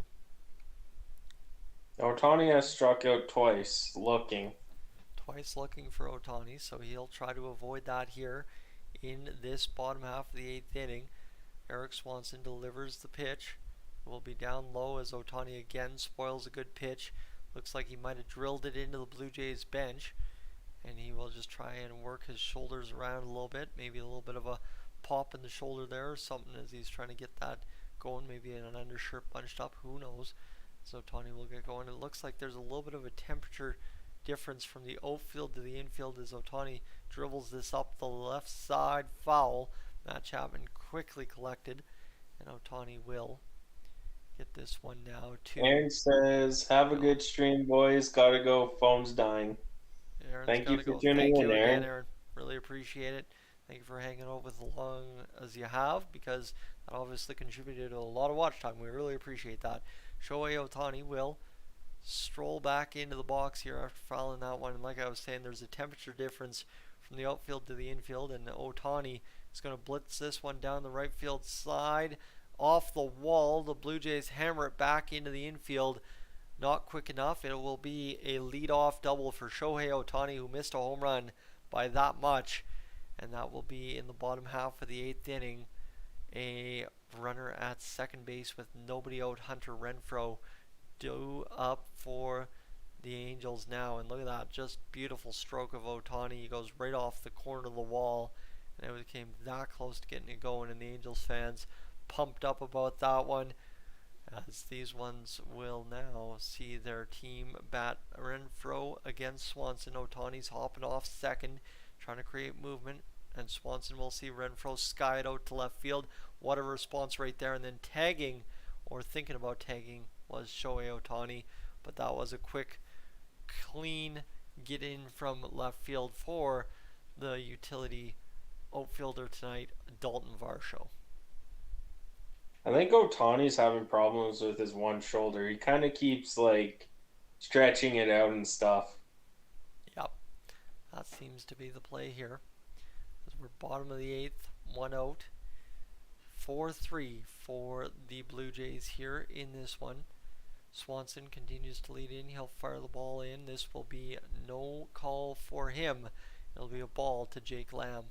0 for 3 here in his 3 at-bats in this ball game so far. His 4th tonight, batting in the 5-hole this evening for the LA Angels. Ohtani leading off of second. He's there after a leadoff 2-bagger. And I am getting very tired, my man. I am struggling here. We're 3.5 hours into the stream. Not very often we have to do an hour and a half of pregame, but that was the case tonight. And it's bottom of the 8th, 2-0, or 2-0 the count, 1 out here as Swanson can't seem to find the top half of the zone now. And we are just about. And there's the man himself. As Jordan Romano strolls out to start warming up in the bullpen for the Blue Jays. He's got quite a swagger. That beard, that hair, everything. There is a lot that says swagger about Jordan Romano in his current role with the Toronto Blue Jays, as that is a 3-1 count now to Jake Lamb. Shohei Ohtani leads off a second. He's creating a great distraction over there, and Lamb will belt one into center field, chasing back as Kiermaier making the play. He's going to have to hurry to get this one in. It goes to shortstop Bichette, who cuts it off, and Ohtani able to make the play as he overruns the bag a little bit and kind of stumbles around and has a little laugh with himself, now advancing to third with 2 away. Yeah, Ohtani seems to have something wrong with him. See that at third base? Yeah. Like, something doesn't seem right, but that is why the Blue Jays went out and got Kevin Kiermaier. For that those defensive plays like he just did. Perfect, clean backpedal, perfectly into play, and obviously right on the spot to make that throw back in cleanly as well. So there's a ton to like about what Kevin Kiermaier has brought to the Blue Jays so far this year. The bat has been a plus, but everything else has been fantastic. Looks like we got a mound meeting here as it'll be Mr. Eric Swanson talking it over with Alejandro Kirk here in the bottom half of the eighth, facing Brandon Drury, who is 0 for 3 in this ball game. Jordan Romano continues to warm up here, and he'll get his ball cap on, get his glove ready to go, pick up the water bottle and get some water into him. Just a light sip out there in the outfield. And John Schneider seems that he might have victory at hand should he get his closer into the game, as Swanson gets a swinging strike from Brandon Drury, who had a fantastic year, by the way. We got that update here on this broadcast earlier, and we are now free and clear of the 3.5 hour live broadcast here on Clemhawks. Shohei Ohtani stands at third base. This one now an 0-1 count, delivery from Swanson, swung back and fouled by Brandon Drury. What do we think? Brandon Drury strikes out here and we go into the top half of the ninth and the Blue Jays maybe score another run? Perfect world, yeah. That is a perfect swing there from Brandon Drury to follow that one back. He would have liked to do a little bit more with it. Couldn't, unfortunately, and now the Blue Jays will get a chance here in this bottom half of the eighth inning to do something with this one 0-2 count, and this will be swung back into the far right hand side. Vladimir Guerrero Jr. goes out to play it, but George Springer saw it the whole way, closes the glove on the ball. End of the eighth. George Springer makes the catch, and we will head to the top of the ninth with just one inning to play here in this one, barring extras. Yeah, that was a good, Ohtani with the leadoff double, but the Blue Jays defense stood tall. Eric Swanson made some good pitches to get the Angels to pop out. Now, put a run on the board, bring Canadian Jordan Romano out to save the game, call it a game, and head to bed. That's about what the plan is here on a Saturday night. It's 10:30, and my eyes are about as heavy as they possibly can be, but that is where we are. As 32 of you in here. Thank you guys so much for tuning in. Thank you again, and I'll give you a quick update on the watch time yet again here. That's one thing we've measured the success of many live streams over the past several years by. Well, just to give you an idea, we have well crossed the 57-hour mark here on the stream. Thank you so much. And you see the subscribe ad up there. If you haven't had a chance yet to hit that subscribe button here on Clemhawks, seeing the subscribers go up, up, up, up tonight would be fantastic to tell us you want to see more of this from us down the stretch here in this MLB season. Again, really appreciative of everybody who's already done that and been along for the ride here this evening. And just to give you an idea, we're at 4124, so we're looking for that one more subscriber to hit that big old milestone 4125 this evening here on the live stream. So that's where we find ourselves heading into this commercial break. I'm going to let you call a little bit of the top half of the ninth. I need to step aside, get some water, and a bathroom break in me. I'll be right back. And I don't. Jays do play at first pitch tomorrow, 9:07 Eastern time. We'll see if we can get a game on there. And if you're a Twins fan, they start at 12:10 tomorrow, 2:10 Eastern time, as the Jays are up to bat. And Santiago Espinal will be taking a first pitch ball here to lead off the ninth inning. Blue Jays up 4-3 after a 3-run bomb by Bo Bichette in the seventh inning. Puts them ahead. I did call a 5-4 game here. 4-3 wouldn't be too bad either, as Santiago Espinal grounds out for the first out of the ninth inning. And who is this coming up? Kevin Biggio is pinch hitting here for, I think that's Jordan Lupul. So Kevin Biggio coming into the game, and he will see what he could do. He does have the home run power, so that's great to see. As here comes the pitching coach to come talk to Wentz. or Wants, I guess his name is. Weird spelling, but Wants. And then Jordan Romano, if the Blue Jays don't score 3 or more runs here, will be coming to the mound. So Kevin Biggio's drawn into the game, huh? Yeah, I'll take this up if you want to answer questions. Let me try the ninth. All right, we got it. I'll see what everyone's throwing in here, unless we just got a really difficult question that he's not telling me about. That would be the most classic thing he could possibly do for me.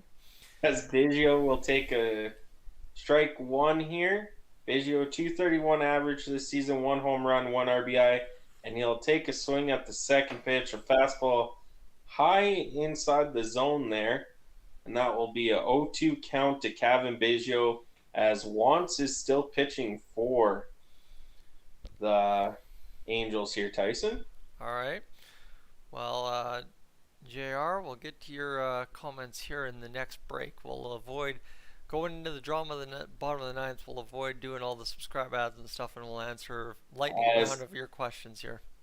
Kevin Biggio swings and misses, strike 3, down on 3 pitches coming off the bench. And here comes Kevin Kiermaier, who is 1 for 3 today. 375 average this season. No home runs, no RBIs. But hey, when you're the 9th hole hitter, your job is just to get on base and get scored by the bigger guys, right? And that's pretty much what he needs to do for the Blue Jays this season. Hit above 240, I'd say, and just be an effective guy on the base paths, and that's really all you're asking. As it's an 0-2 count after that foul ball over top of the Angels dugout. 2 outs here, 4-3 Blue Jays. Here comes the pitch and a swinging strike. Kevin Kiermaier, so Wants comes in the 8th inning, gets a couple strikeouts here in the 9th, and Canadian Jordan Romano is coming up to try and save the game. Blue Jays credited with 3 errors. I don't know if they considered the replay of Vladdy an error. I don't know. That'd be the only one I would probably say why. I said we were going to do a lightning round of questions here, so we're going to get to JR's questions now. Spirit animal. That was terrible. Let's try that again. Spirit animal. I don't know. I don't know what mine is. All right. I'm not into that. Favorite TV show? Can I say it? We'll just go SWAT. And we'll finish it off with favorite movie. Fast and Furious series. Boom. That's a franchise, but we'll take it. Sam, who do we think is going to win tonight? Well, simply put, it's looking like the Blue Jays hold the lead going into the bottom half of the 9th inning. So I'm hoping, as a guy wearing a Blue Jays jersey, that it is indeed going to be the Blue Jays. That would be the hope anyway. Gillis, you got a thought on that, or you just don't want to curse it? I don't want to curse it. So that's where we're sitting right now, and Sam's going to add to the lightning round questions. We're still on commercial break here, so lightning round question, favorite food? Ooh, I gotta go pierogies because I'm Ukrainian. There we go. We like it. It's taken to the mound now is Jordan Romano, but you own the call here in the 9th, my friend. Rock this and roll this. And it looks like there's also a Romano and Jansen handshake bobblehead giveaway late in April. That looks fun. April 24th. That does look fun. Those are cool. I can see why Clem collects them. Absolutely. As Jordan Romano's just warming up here.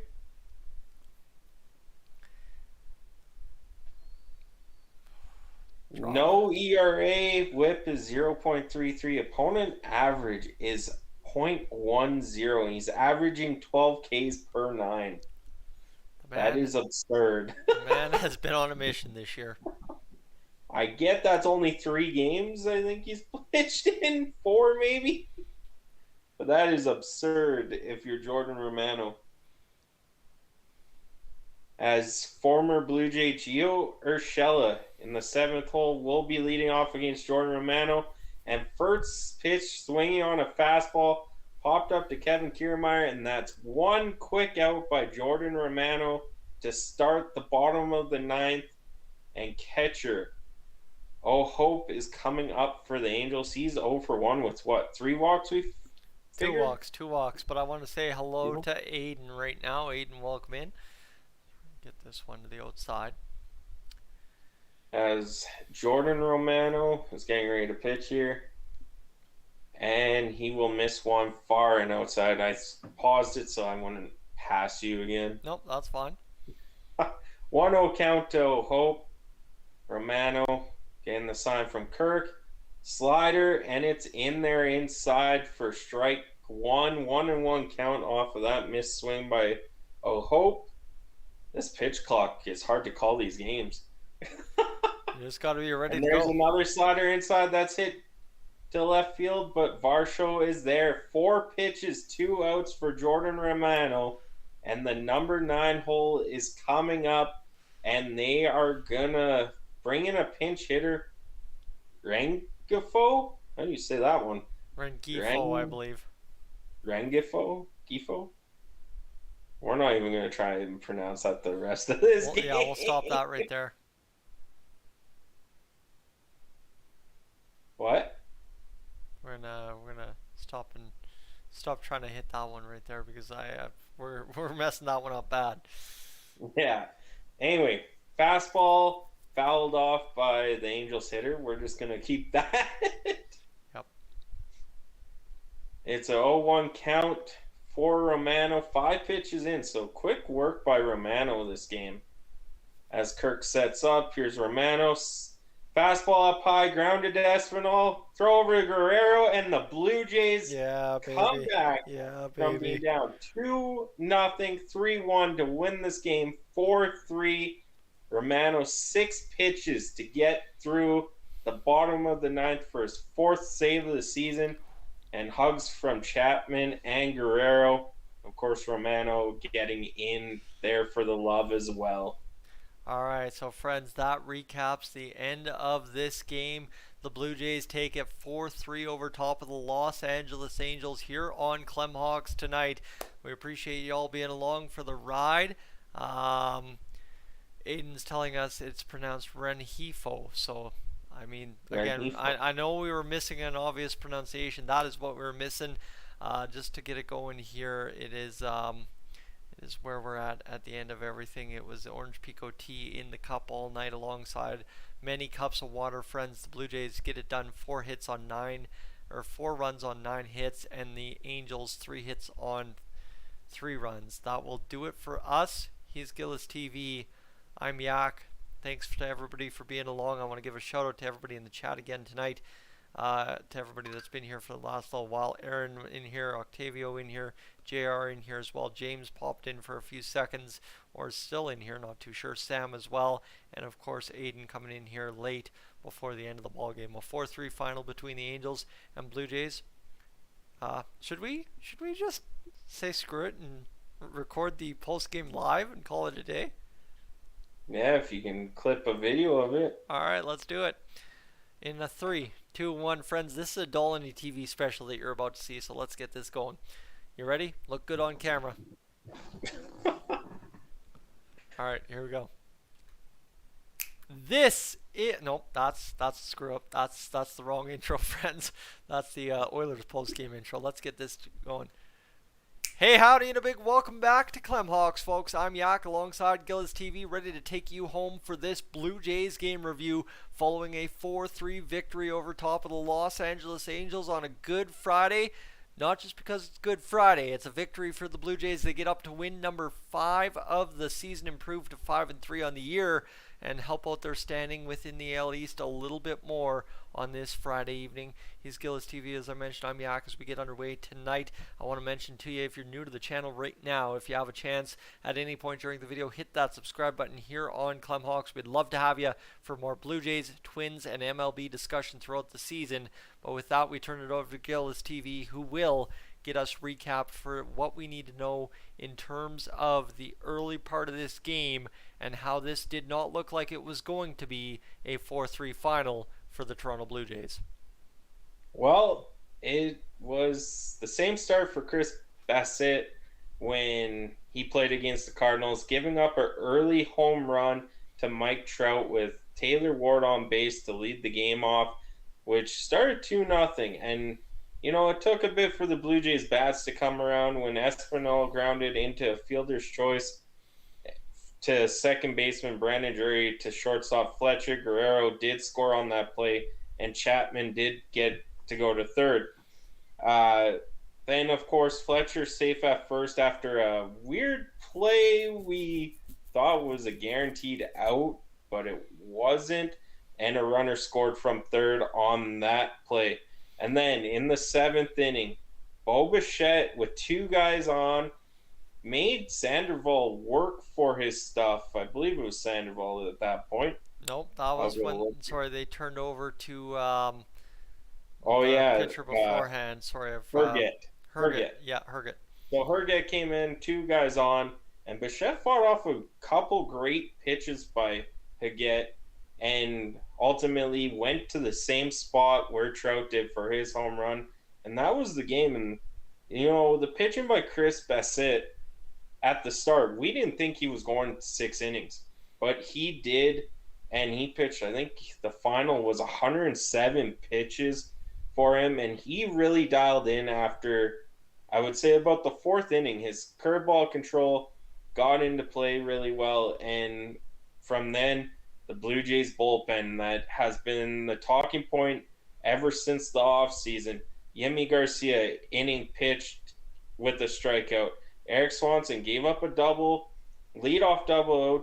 Tawny finished the inning with a strikeout and a couple flyouts. And, of course, Jordan Romano, 6 pitches in the bottom of the 9th coming in with the save. So, all in all, pitching was really good for the Blue Jays.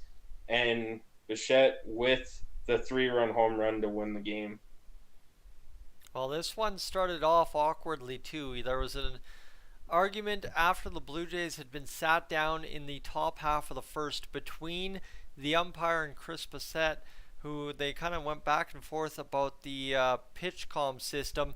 Bassett was kind of dinged with a ball against to begin the ball game before he even threw a pitch because of a violation. He was arguing that he had to get the pitch comm working before he could throw, and that was kind of an issue that we saw pop up a couple more times. I believe there were 2 more pitch clock violations the rest of the way home in this ball game. So just for my first Blue Jays game of the season, watching all 9 innings all in a row, calling them here on Clemhawks and giving you my take on the pitch clock situation, it's something that at this point, even when it happens, it's so minor, it's so minuscule within the grand scheme of the game and within the grand scheme of the situation it happens in, that it was really interesting to see how no pitcher got rattled from it. Obviously the start to it, Chris Bassett was a little upset, but it is what it is when you're testing something completely brand new to the MLB, and that's kind of where it was really interesting to see both teams battle through it. Sandoval had some violations too, so it's not like it wasn't something that popped up for both teams, and really glad that realistically did not factor into anything that happened in this ball game. Does that ball against Bassett kind of factor into maybe the Trout 2-run home run? Sure, but again, at the end of the day, it's erased by the 3-run shot for Bo Bichette, ending it 4-3. I guess to think about the pitching tonight, just a thought further on the lockdown 3 innings we saw from the Blue Jays bullpen, beginning with Garcia, going to Swanson, and then to Romano. I know you touched on the game notes there, but just to give you an idea of how that one shook out there for the Blue Jays in terms of those guys lining up. Well, first and foremost, I was kind of surprised because Zach Pop was warmed up. And with Chris Bassett coming in, and the game was then... They were still down 3-1 when, or no, they were up 4-3 when Garcia came out. The pitching by those pitchers, and I said this in the pregame, was the Jays bullpen technically has 5-6 guys who could play in these sorts of games, where you could throw one of them in the 7th up by 1 run, one in the 8th, one in the 9th. It's not going to be the same 3 every time. Yes, maybe it will be Jordan Romano 90% of the time saving the game. But when you have a bullpen like that, and the pitching they got today from those 3 guys, where Romano, 6 pitches, if we have a close game again tomorrow night. Roman was closing that one out too. Yep. Eric Swanson, I think, had 11 pitches, and Garcia had 16, I believe. So they were doing really good there, and that's been the vocal point of this Blue Jays season is how good that bullpen is, and we've seen why today. And in the pregame, we said a close game was going to happen to show the identity of this Blue Jays team if they were to come back and win, and they did just that. Well, and so the final line on Chris Bassett tonight was 6 innings pitched, 2 hits, 3 runs, 2 earned, 5 walks. That was the dangerous part. Bassett walked himself into danger a couple of times throughout that 6 innings, and that's obviously what also led to the pitch count being as high as it was, but he was able to also strike out 5 batters today, lower his ERA to start the season through 2 starts from the egregious 24.0 or whatever the heck it was close to start, now down to 10.61 with just 2 earned today. So obviously a couple more starts and you'll see it get towards that 3.8, 3.9 range, and everything will be hunky-dory for him. Patrick Sandoval's final line tonight: 6 hits on 6 innings pitched, 1 earned run, 1 walk, and 2 strikeouts, lowering his ERA to start the year from $1.80 down to $1.64. So he's had a tremendous start to the year, and he was fantastic tonight. Obviously gave the Blue Jays fits all night long and did well to spell their opportunities off to late innings where they were able to get the ball going and obviously battle home and get it done. So I guess what do we do tomorrow against the LA Angels to find a victory in the column for a second day in a row at LA? Well, Jose Barrios is on the mound tomorrow, which I know for a lot of Blue Jays fans, that's a scary thought, the way he's been pitching end of last season, early this season. But if he can do what Chris Bassett did and have a bounce back game, even like I said in the pregame, all Chris Bassett needed was 5-6 innings, 3 or less runs. If Barrios can do that too, that gives the Blue Jays offense enough confidence to go out and win that game as well. All right, so that will finish up the post game here on Clemhawks this evening, friends. Just to get to JR's question here live on the live chat still as we're recording this. Spirit animals, I will tell you right now, I am a squirrel if you haven't seen that as of yet in this 3.5 hours we've been live. Friends, I'm Yak, he's JAYS TV, signing off from the video and the live stream here tonight. Thanks so much for being along for the ride. We appreciate it so much. And before we head off the stream, again, to everybody that's watching still live, thank you for being here. Thank you so much.